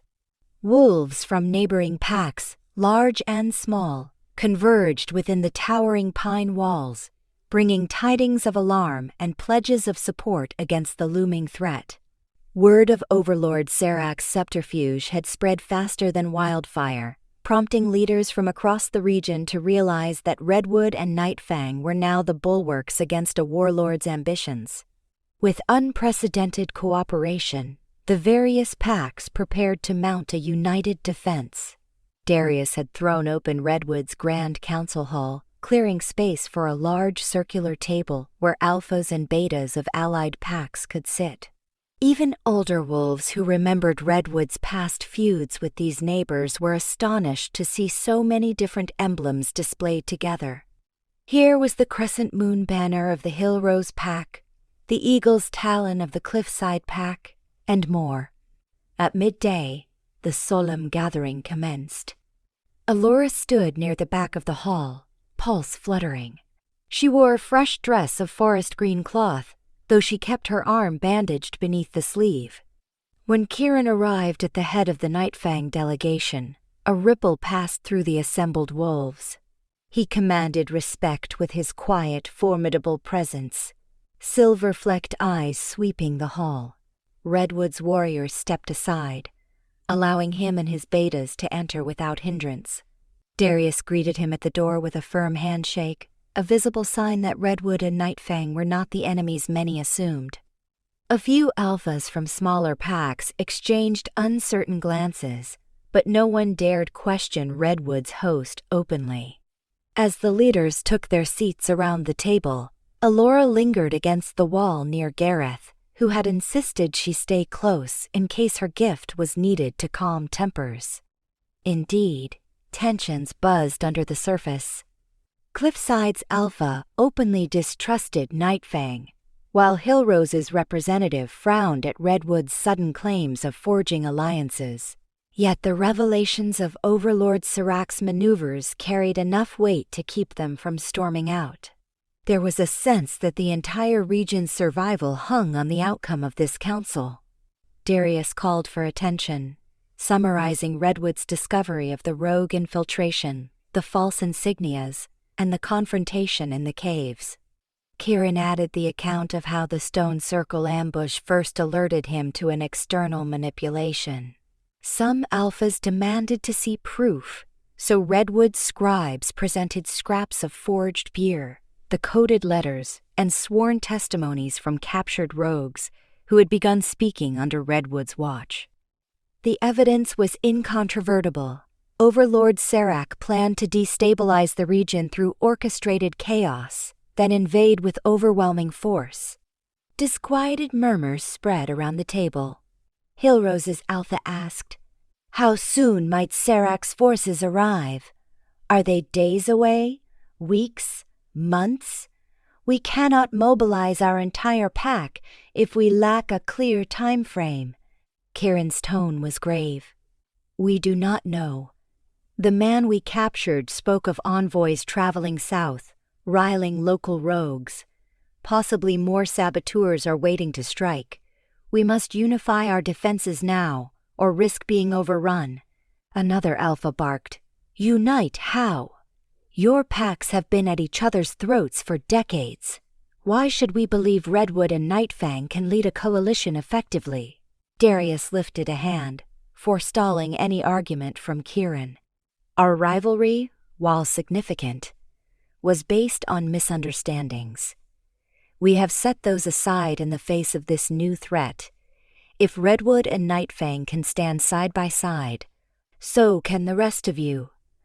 Our combined forces far outnumber the rogues Serac can muster locally, but if his northern armies descend en masse, We must be prepared to fight a war on multiple fronts. A heavy silence fell as the gathered wolves exchanged uneasy looks. Elora's heart pounded, sensing how brittle this alliance could be if old grudges flared. Gently, she let a soft wave of calm ripple through the hall, not targeting any single individual, but offering a subtle balm against fear and suspicion. Slowly, voices lowered, tension easing enough for clearer thought. Anelda from the Brackenwood pack rose, leaning on his cane. We cannot wait passively. The region's best defense lies in cooperation. Let Redwood and Nightfang form the spearhead.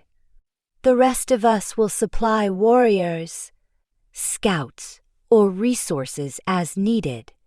We must erect watchtowers on the northern borders, rally the smaller outposts.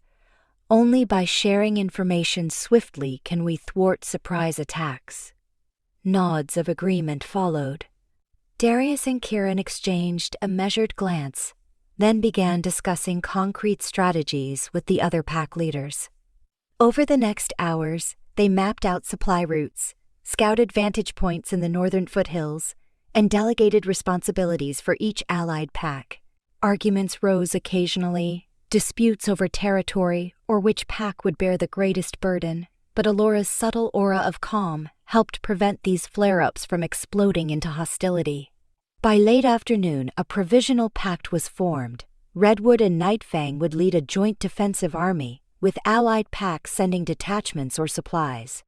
They would establish a chain of communication from the northern passes down to Redwood's territory, ensuring that any rogue or mercenary presence was reported instantly.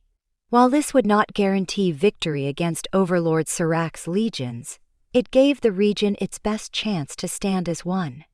When the summit adjourned, weary alphas departed the hall in clusters, some to remain in Redwood overnight, others to ride home under the dimming sky. The courtyard buzzed with urgent discussions.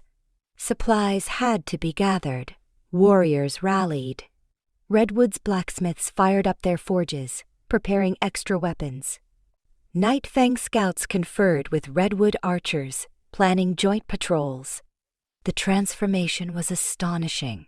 The union of once warring packs, all forged by necessity. Elora slipped outside, the crisp air cooling her flushed cheeks. Her mind reeled at the scale of the coming conflict. Redwood and Nightfang had narrowly avoided devastation, only to face a far greater foe. She found a quiet corner of the courtyard near her herb planters, resting her hand on a blossoming sage plant. It steadied her, reminding her of simpler days before the threat of war overshadowed them all. Soft footsteps approached, and she turned to see Kieran. He had dismissed his attendants, walking alone with an air of contemplation. A hush passed between them. In the open courtyard, Redwood wolves hurried by, carrying crates or calling orders, but no one stopped to question the alpha of Nightfang speaking with Redwood's Omega. Perhaps the swirl of logistics allowed them temporary privacy. You used your gift in there, did you not? Kieran said quietly, stepping closer. His silver-flecked eyes bore a flicker of gratitude. I sensed a shift. Tensions were high, but they never ignited. That was your doing. She dipped her head, letting her fingers brush the sage leaves. I only wanted to keep them from shouting themselves into a stalemate. Redwood and Nightfang have come so far. I did not want old hatred to break the fragile peace. He nodded, glancing around to ensure no one was eavesdropping. Then, with a controlled exhale, he allowed a softer expression to cross his features. Elora, we stand on the edge of a greater war. If Sirac's armies march south, Redwood and Nightfang will be forced to fight side by side. I do not doubt Redwood's courage, nor do I doubt yours. But I worry for you. Her heart thumped at the gentle concern in his tone. I have chosen to be part of this, no matter the danger. Redwood depends on me. And perhaps, in some way, you do too." His eyes flickered with an unspoken admission. He reached out, resting a hand lightly on her uninjured arm. The mate bond hummed, a gentle warmth that dispelled the chill of approaching night. "You speak truth," he murmured. "I have tried to deny how powerfully this bond pulls at me, but no more. My pack needs Redwood, and I—" He hesitated, dropping his voice to a husky whisper. "I need you. You are my mate, ordained by the moon goddess, and I will not hide that forever." Emotions swelled in Elora's chest, making it hard to breathe. She touched his hand in return, mindful of prying eyes but unwilling to spurn the contact. "You think Redwood would accept us if they knew?" He grimaced slightly. "They may not accept it easily. Neither would summon Nightfang. But if Redwood and Nightfang survive Sirach's onslaught, perhaps they will see the bond as a symbol of unity. Our fates are already entwined. We might show them that the bond is a blessing, not a betrayal." A wave of relief and apprehension coursed through her. She yearned to believe it. Yet the reality of how Redwood might react if they discovered she was fated to the alpha of their one-time enemy weighed heavily on her. She glanced around, ensuring no one lingered close enough to overhear. "Then let us face Sirach's threat together first," she said. "If Redwood and Nightfang truly unite in victory, the rest might follow." He inclined his head, studying her with quiet intensity. "I will not press you, but know that I will claim you openly when the time is right. For now, be safe. Elora, this summit is only the beginning. Sirach's methods are insidious. More rogues may lurk among us. My scouts have heard rumors of sabotage in other packs. If you sense anything amiss, reach out to me, or come to Nightfang. You will always be welcome." Her throat constricted. She forced a small, trembling smile. "Thank you. Take care of yourself as well. Your pack cannot afford to lose its alpha in the battles ahead." He nodded once, his hand lingering on hers for a breath longer. Then he withdrew, clearing his throat and stepping away with measured composure. "Until next time," he said. With that, he returned to the swirl of activity, conferring with Nightfang betas who beckoned him from across the courtyard. Elora stood by her sage plant, heart fluttering. For all the looming danger, a kernel of hope took root inside her. Redwood and Nightfang had set aside hatred to face a common foe. And in that fragile alliance, she and Kieran had found a profound connection. If they survived Overlord Sirach, perhaps a new era could dawn for their packs and for them as mates. The next few days were a whirlwind of preparation. Allied packs set up temporary encampments near Redwood, forming the beginnings of a coalition army. Nightfang maintained its own forces but coordinated the trolls with Redwood's help. Scouts spread through the northern passes, searching for signs of Sirach's approach. Periodic rumors filtered in. Whispered sightings of heavily armed caravans heading south, or lone rogues bearing messages to shadowy contacts. Each scrap of information heightened the region's anxiety. Elora found herself busy from dawn to dusk, lending her gift to quell arguments or to soothe wounded scouts returning from grueling patrols. She found that Redwood's perspective on Nightfang shifted further. Warriors from both sides formed friendships, or at least workable partnerships. She overheard Redwood soldiers praising Nightfang's discipline on patrol, while Nightfang scouts admired Redwood's skill in reading the land. Day by day, suspicion gave way to grudging respect. One early morning, as Elora finished bandaging a Redwood guard who had cut himself sharpening weapons, Beta Gareth approached her with urgent news. A messenger from Nightfang arrived, he said. They spotted a small group of rogues creeping close to Redwood's western border. Kieran's scouts believe these rogues might be scouting for weaknesses or planning sabotage. They want Redwood's support in tracking them down. Elora stood, brushing hair from her eyes. I can help if needed, she offered, her pulse quickening at the thought of seeing Kieran again. But she also recognized that Redwood might worry she was too eager. Gareth gave her a searching look. Darius wants you to join a joint scouting party with Nightfang. Your gift could prove vital if you corner the rogues. Also, he paused, choosing his words carefully. Kieran specifically asked for you. A faint flush warmed her cheeks, but she forced a neutral expression. I see. Then I will gather my things. A short while later, Elora rode out with a small Redwood detachment, meeting Kieran and his scouts near a heavily wooded area on the western fringe of Redwood land. The tension of old had almost vanished. Redwood and Nightfang warriors greeted each other as comrades rather than enemies. Kieran signaled Elora with a subtle tilt of his head, and her heart jumped at the chance to work alongside him again. Keeping their deeper connection concealed, they silently agreed that focusing on the mission was paramount. Their combined trackers led the way through thick undergrowth, searching for the rogue trail. Apparently, 3 or 4 suspicious figures had been spotted moving stealthily near Redwood's farmland. Local peasants had reported missing livestock, raising alarms. The small scouting party advanced in silence. Elora once again in the middle, prepared to use her gift. She exchanged a curt nod with a Nightfang warrior, who guided them to a hidden vantage point overlooking a shallow creek. There, the warrior whispered, pointing through the branches.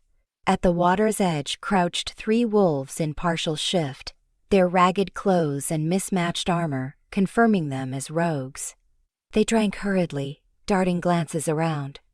Elora felt the echo of malevolence radiating from them, a subtle wave of aggression that made the hair on her arms stand on end. Kieran motioned for Redwood archers to position themselves, while Redwood and Nightfang fighters circled behind the rogues. Once again, a pincer maneuver. Elora readied herself to intervene if the rogues resisted. She forced a steadying breath, letting the calm pool within her. When the net closed, Redwood archers stood to their full height, arrows nocked. Nightfang fighters emerged from the brush with weapons drawn. Surrender, Kieran called out in a command voice that resonated with alpha authority. You are on Redwood land, and under suspicion of aiding Overlord Serac. Lay down your arms. One robe hissed, baring jagged teeth. Another clutched a battered short sword. They looked around, realizing they were surrounded. Serac will raze Redwood to the ground, one spat, though fear flickered in his eyes. He is unstoppable. You are fools to resist. Elora pushed forward, ignoring the Redwood warrior who tried to hold her back. She braced her palm in the air, letting a wash of calm radiate outward. We do not want to kill you, she said firmly. Put down your blades, and you will be spared. We only want answers about Serac's plans. The closest rogue shuddered, wavering under her power. He let out a ragged breath, lowering his sword a fraction. The other 2, however, erupted in snarls, as though the mania had seized them. One lunged at a Nightfang scout, the other hurled a stone at Redwood's archers. Chaos flared, and the Redwood archers loosed arrows. One arrow struck a rogue in the leg. He stumbled, howling in pain. The uninjured rogue tried to flee into the bushes, but Redwood and Nightfang fighters tackled him in a swirl of snapping jaws and sharpened steel. Sensing an opening, Elora dashed to the wounded rogue, pressing her hand to his shoulder. The arrow jutted from his thigh, blood staining the dirt. He growled in disoriented rage. but her gift managed to dampen his hostility just enough for Redwood's medics to restrain him. A wave of relief coursed through her. At least the rogue was alive, possibly able to provide information. Within moments, the scouting party subdued the group. 2 rogues were pinned or bound, while the third lay unmoving from a brutal clash with a Nightfang fighter. The quiet aftermath settled, broken only by the rogue's pained groans.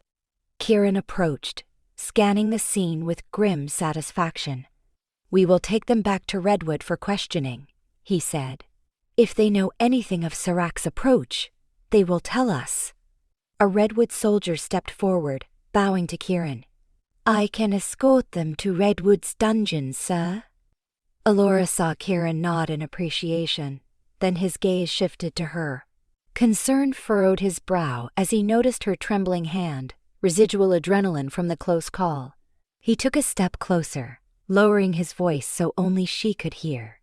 "Are you all right?" She swallowed, glancing around to ensure no Redwood or Nightfang eyes were on them. "Yes. Just a bit shaken. I hate seeing such violence. But better this than letting them roam free."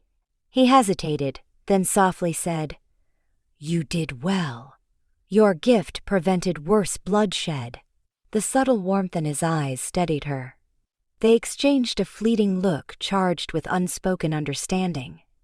That they fought side by side not merely as allies, but as mates compelled to defend their shared future. Their tasks finished, the combined scouting party returned to Redwood's main lodge, bringing the bound rogues for interrogation. Over the next few days, Redwood's guards pried out snippets of Sarak's tactics. More sabotage was planned. Small bands of rogues had infiltrated neighboring lands, searching for vulnerabilities. It appeared Sarak might wait until spring snowmelt to bring larger armies south, believing Redwood's forest and Nightfang's rugged mountains too formidable in winter. That gave the Alliance precious time to strengthen defenses. Amid the swirl of war preparations, Elora's days blurred into a routine of healing, placating nervous families, and attending council meetings. She occasionally glimpsed Kieran in Redwood's halls, conferring with Darius about logistical concerns, or stepping out into the courtyard for fresh air. Each time, they exchanged nods of quiet mutual respect that hinted at more. She dared not linger, mindful of the many watchful eyes.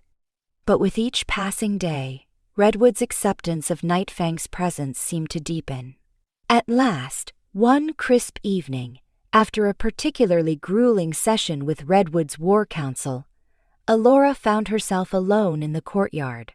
Night had fallen, and torches burned along the walls, reflecting orange glints off the pine logs.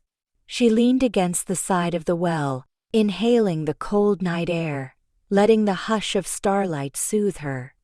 Footsteps approached, and she braced for another messenger or guard, but to her surprise, it was Kieran again. This time with no entourage.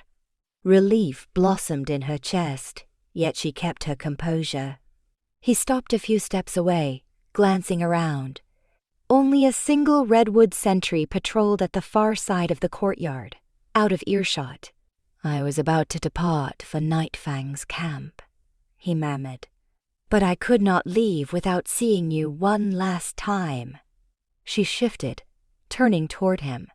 The torchlight cast shifting shadows across his face. "Are you returning to make final preparations for the winter? Our scouts say heavy snows are due in a few weeks." He nodded. "Yes. We need to reinforce our watchtowers in the mountains.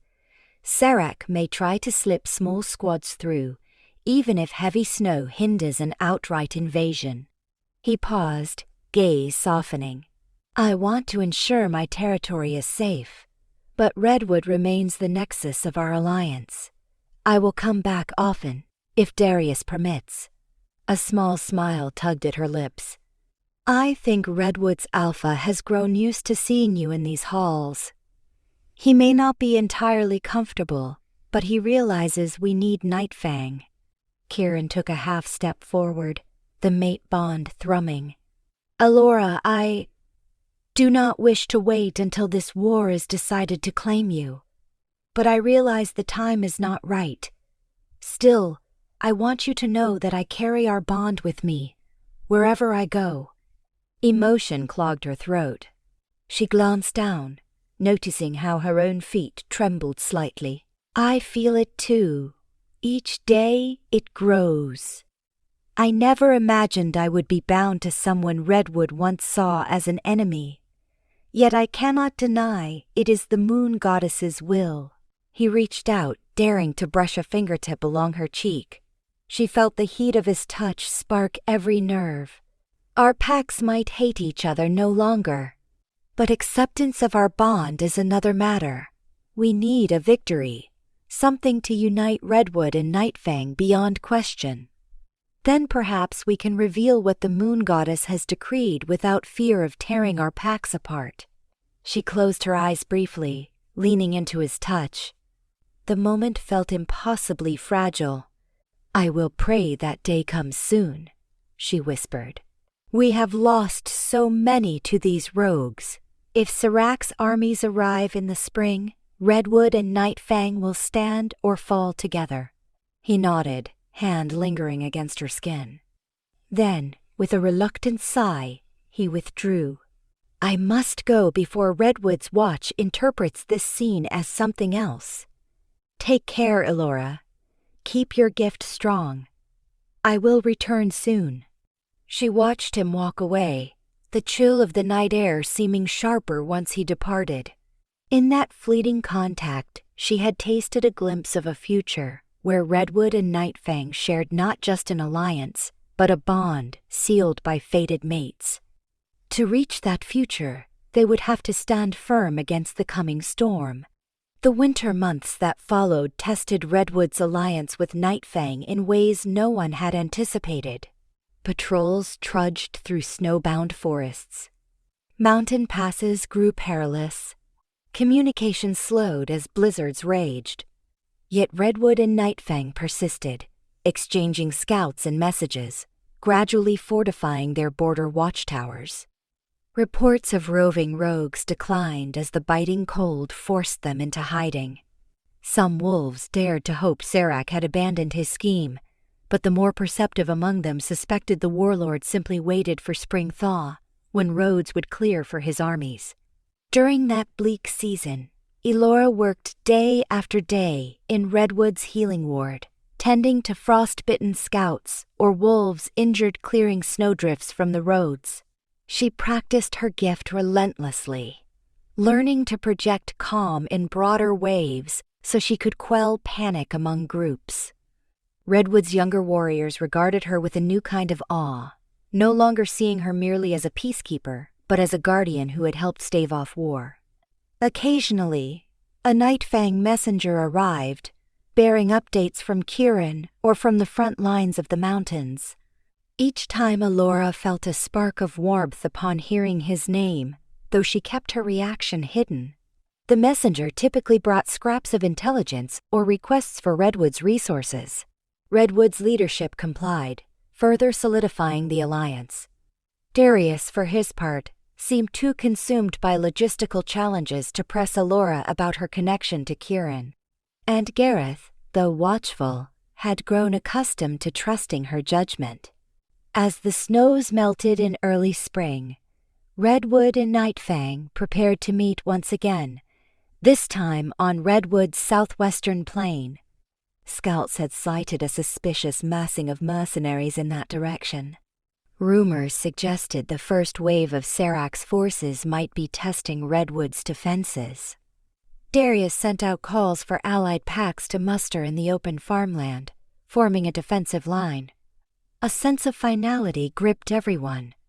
The day had come to prove whether Redwood and Nightfang could truly stand as one, and whether Elora's vow to maintain peace would hold firm in the face of war. On a dawn bright with the promise of rebirth, Redwood's warriors rode south, joined by contingents from smaller packs wearing various emblems. The farmland stretched in gentle slopes, fields dotted with budding wildflowers. Elora rode near the center, side by side with Gareth, her nerves coiled. She remembered how the stone circle had served as a battleground once. Would this plain now become the stage for another confrontation? They reached a broad ridge overlooking a swath of low-lying fields. Nightfang was already there. Kieran's black stallion pawed the ground near a banner bearing Nightfang's mark. Beside him stood dozens of Nightfang warriors in well-organized lines. Once Redwood arrived, the combined force numbered in the hundreds. Not a vast army, but enough to stand against a moderate incursion. A hush fell as Redwood and Nightfang greeted each other. "We have reports that a troop of mercenaries is marching from the west," Kieran said, voice clear across the ranks. "They may be Serac's vanguard, testing our response." Darius nodded. "Let them see Redwood and Nightfang standing side by side. If they wish to test us, we will show them no mercy." The allied packs formed up, Redwood's archers and Nightfang's frontline fighters arrayed in a formidable line. Elora dismounted and positioned herself behind the main lines, ready to move wherever her gift was needed. Her heart pounded as she gazed across the rolling fields, imagining Serac's mercenaries emerging at any moment. Kieran caught her eye from afar, giving a subtle nod of encouragement. She inhaled, drawing on the bond's unspoken reassurance. Then, a horn sounded from the western slope, harsh and discordant. A ragged formation of armed figures appeared over the rise, easily 100 strong. At their head, Elora spotted banners sporting no recognizable pack emblem, but featuring a snarling wolf skull. These mercenaries marched with discipline, wearing a patchwork of armor. A tall figure in the front raised a sword, beckoning Redwood and Nightfang to come forward. Time seemed to slow as Redwood's combined force steadied. Archers knocked arrows. Nightfang fighters gripped spears. Elora sensed fear prickling in the air, so she let her gift flow in a broad wave, offering calm to Redwood, Nightfang, and their allies. A hush of confidence settled over the line, banishing trembling knees and sweaty palms. She prayed it would hold when the mercenaries attacked. Suddenly, a figure in the mercenary ranks stepped forward, a big man with a booming voice. "You stand on behalf of Redwood and Nightfang. Surrender your lands to Overlord Serac's dominion, and you may live as vassals. Resist, and be trampled underfoot." Kieran's roar of defiance rose first. "Nightfang kneels to no foreign warlord." Darius's voice joined, Redwood likewise. "Be gone, or face the might of our alliance." A collective cry rippled through Redwood's allied ranks, steel glinting under the sun. The mercenaries let out a raucous laugh, their leader sneering. "So be it. Serac will enjoy the spoils once we are done." With that, the mercenaries charged, a tide of clashing steel and shouts erupting across the field. Redwood's archers fired a volley, arrows whistling into the mercenary front line. Nightfang warriors met the onrushing foe with disciplined ferocity. The impact was devastating. Cries of pain and rage filled the air. Elora's pulse thundered.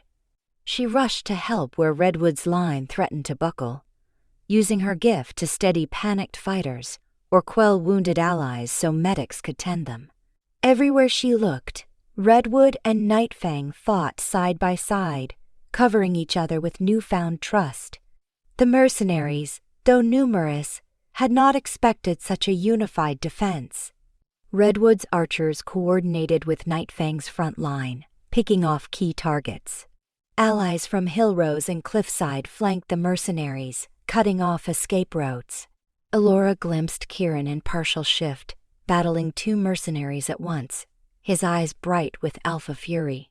Nearby, Darius drove back a heavily armored foe with a series of brutal sword strikes. The synergy between Redwood and Nightfang was palpable, a living testament to how far they had come. As the battle raged, Elora noticed a small group of mercenaries peeling off from the main fight, attempting to circle around Redwood's flank.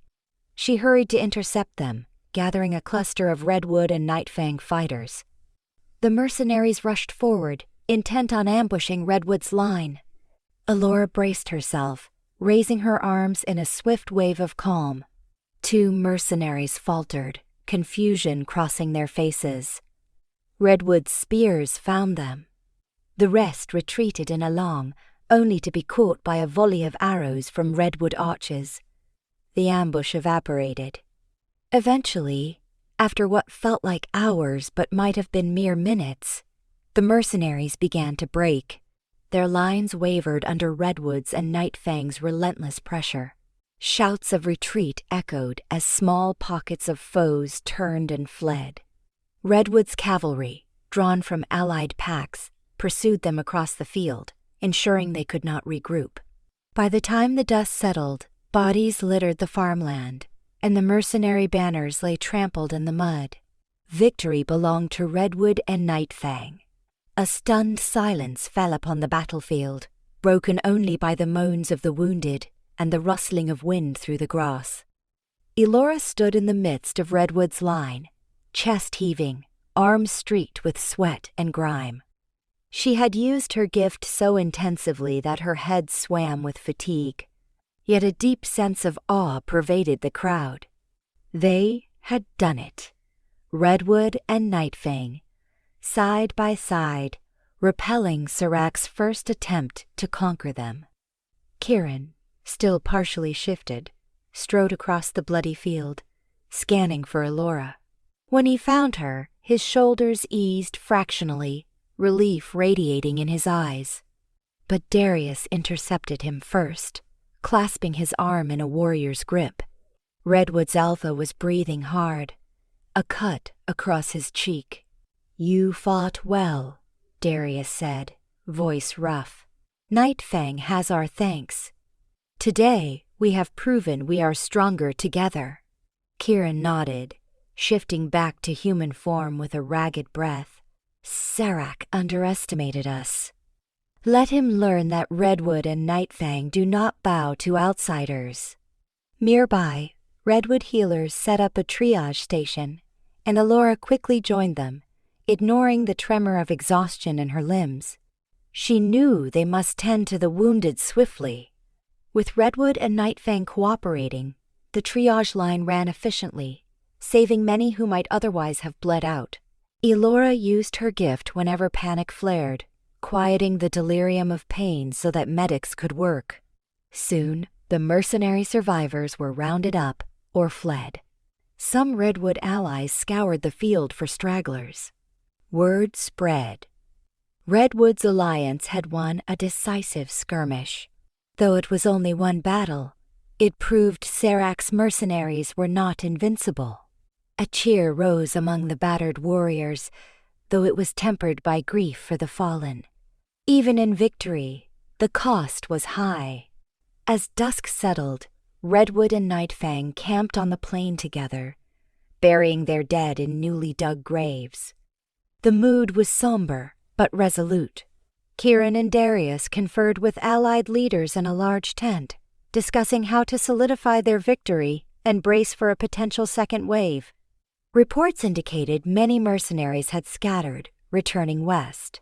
Perhaps they would warn Sirach that Redwood was no easy conquest. Under the flicker of torchlight, Elora moved from soldier to soldier, lending calm to those haunted by the day's horrors.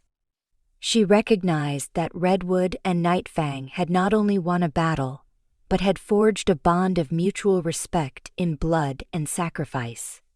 When she finally emerged from the triage area, shoulders sagging with fatigue, she saw Kieran waiting outside, arms folded, expression subdued. "Word is that you never tired," he said quietly. "Many owe their lives to your gift today." She swallowed, tears pricking her eyes as the emotional toll finally caught up with her. I only eased their terror. There was still so much blood, so much loss. He stepped closer, letting his hand slip around hers. This time, no Redwood warrior or allied scout frowned upon it. The day's events had erased old barriers. If anyone noticed, they deemed it a simple comfort between allies. War is never clean, Kieran murmured. Yet we have dealt Serac a telling blow. The region stands behind Redwood and Nightfang now. This victory belongs to us all. She gazed at him, heart twinging. And what of us? Do we remain hidden? His eyes flicked to the rows of tents where Redwood, Nightfang, and allied packs intermingled. Perhaps we need not hide any more. We fought side by side as mates would.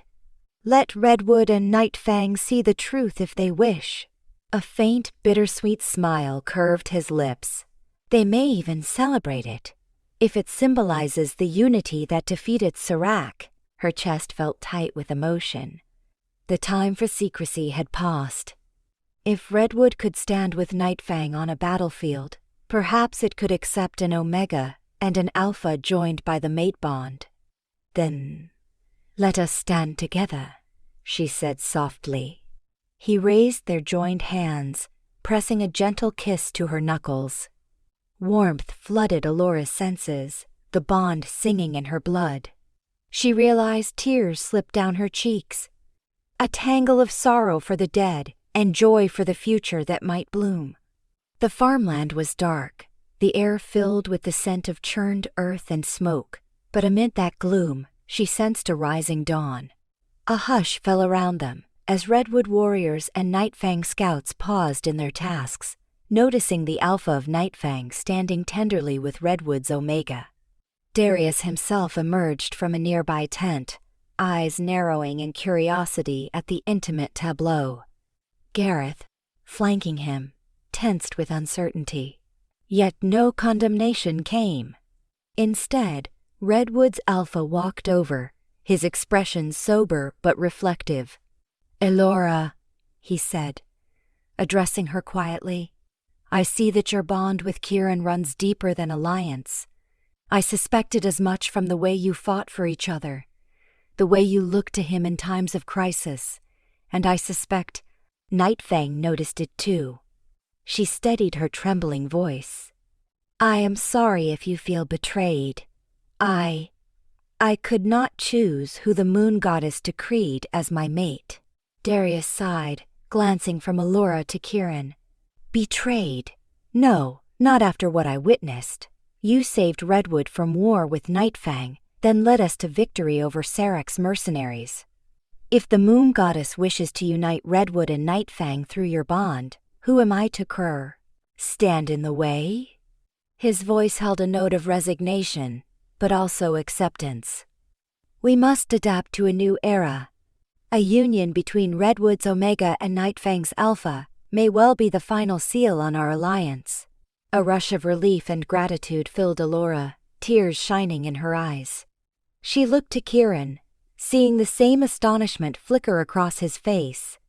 He bowed his head in acknowledgement. "Thank you, Alpha Darius," he said.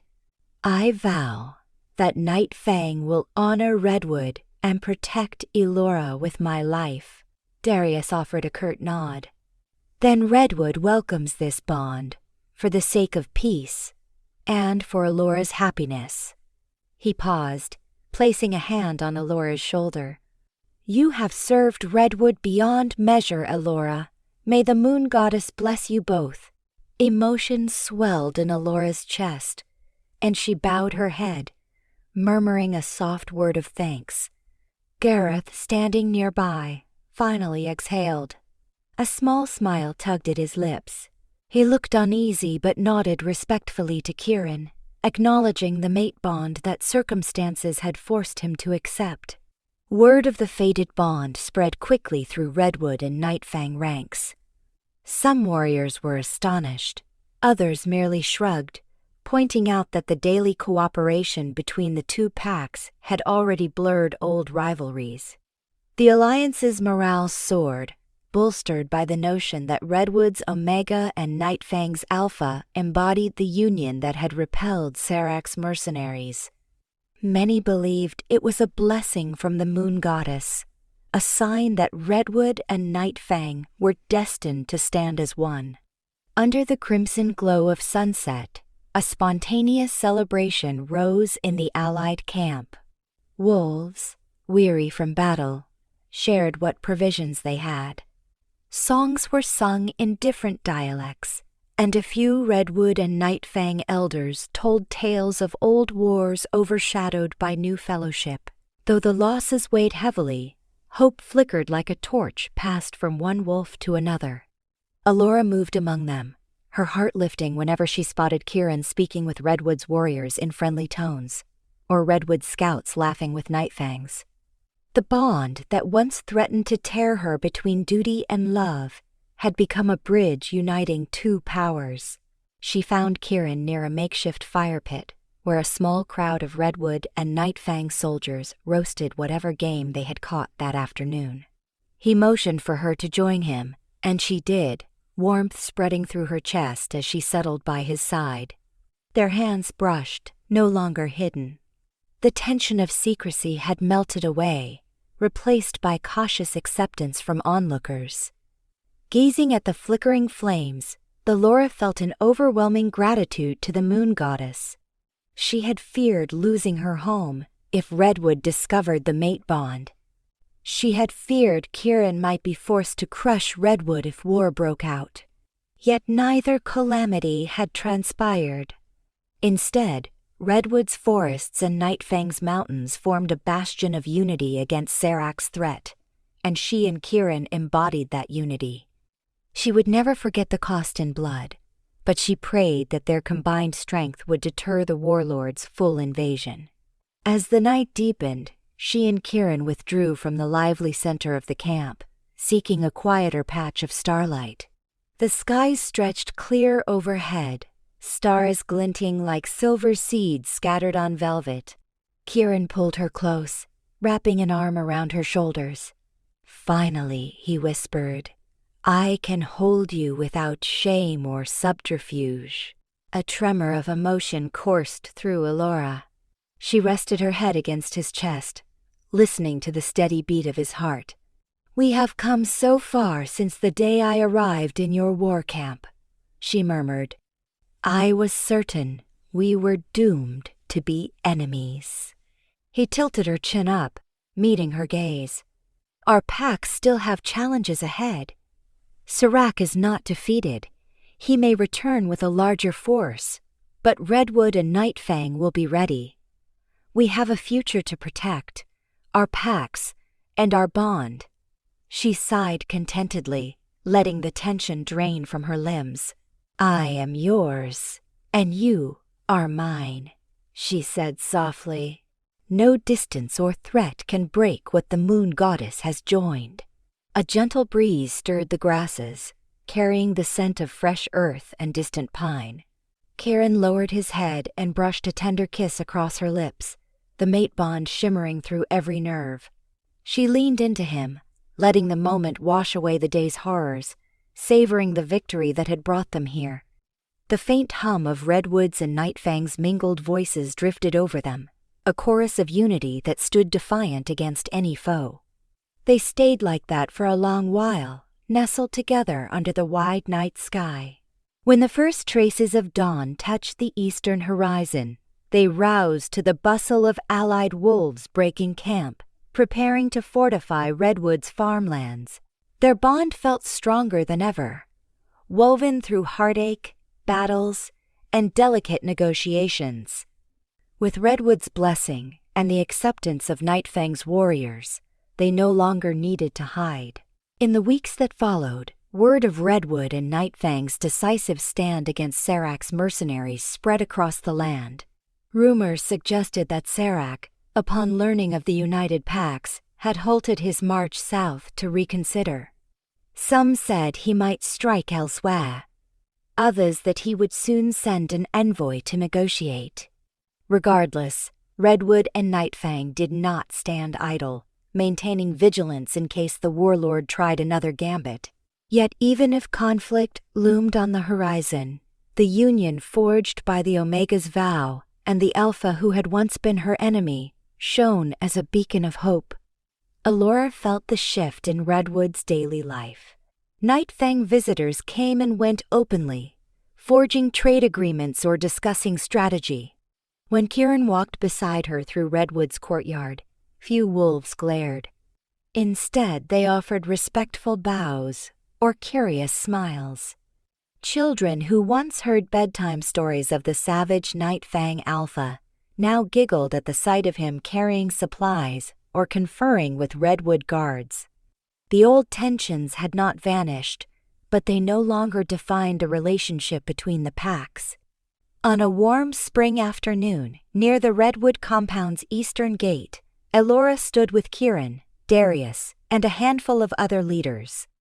They oversaw a ceremony of sorts.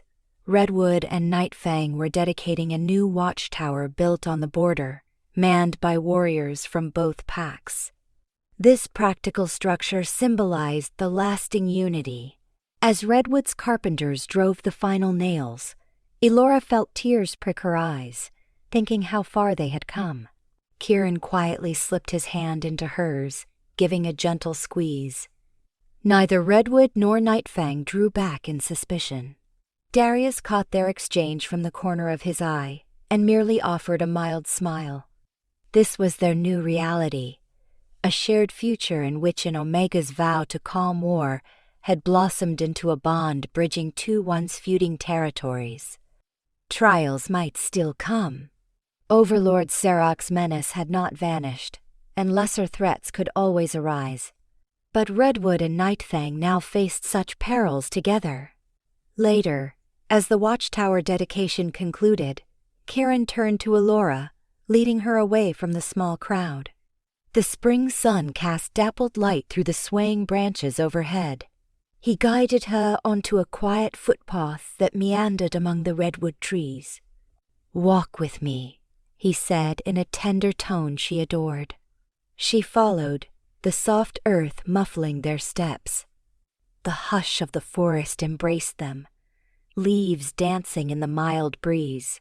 Kieran paused by a particularly majestic redwood trunk, turning to face her. His expression bore an unguarded warmth. "We have built watchtowers, convened alliances, and driven off mercenaries," he said. "Yet there is something more to seal all we have fought for.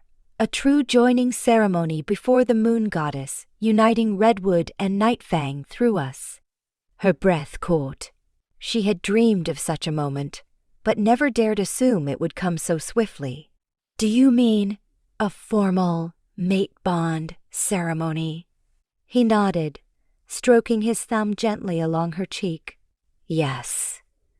A union recognized by Redwood's Alpha, by my pack, and by all the allied wolves who stand with us. There is no reason to wait, not when our bond is plain for all to see." Emotion welled, tears gathering at the corners of her eyes. "I would be honored," she whispered, unable to contain her joy. The memory of their tumultuous beginnings, the secrets, the battles, and the heartbreak, all blended into this moment of fulfillment. "When?" His lips curved in a soft grin. "Soon. Let Redwood's people gather, and I will bring Nightfang to your forest as guests rather than enemies. Our vow will be witnessed by all. Will you stand with me, Elora, as my mate and alpha consort?" She threw her arms around him, burying her face against his chest, the forest spinning in a dizzying swirl of relief and happiness. "Always," she breathed. "I stand with you, now and forever." He held her close, the rustle of leaves and distant bird song weaving a melody of life and renewal. In that private oasis, she realized that her gift, once used merely to quell anger and pain, had transformed into something far greater. She had soothed a raging conflict, and discovered a fated mate where she least expected. Together, they had stopped a war, forging a coalition strong enough to withstand even a warlord's schemes. If Sarek ever returned, Redwood and Nightfang would defend their land with unwavering resolve, side by side. Their kiss in that dappled sunlight was sweet with promise, the mate bond humming in perfect harmony. The Omega's vow, once a quiet promise to prevent violence, had blossomed into a love that bridged pacts. As they parted, gazing into each other's eyes, Elora knew that their story was not merely about averting destruction, but about forging a new destiny in which Redwood and Nightfang shared more than a border. They shared a legacy of peace and unity, sealed by the bond of fated mates.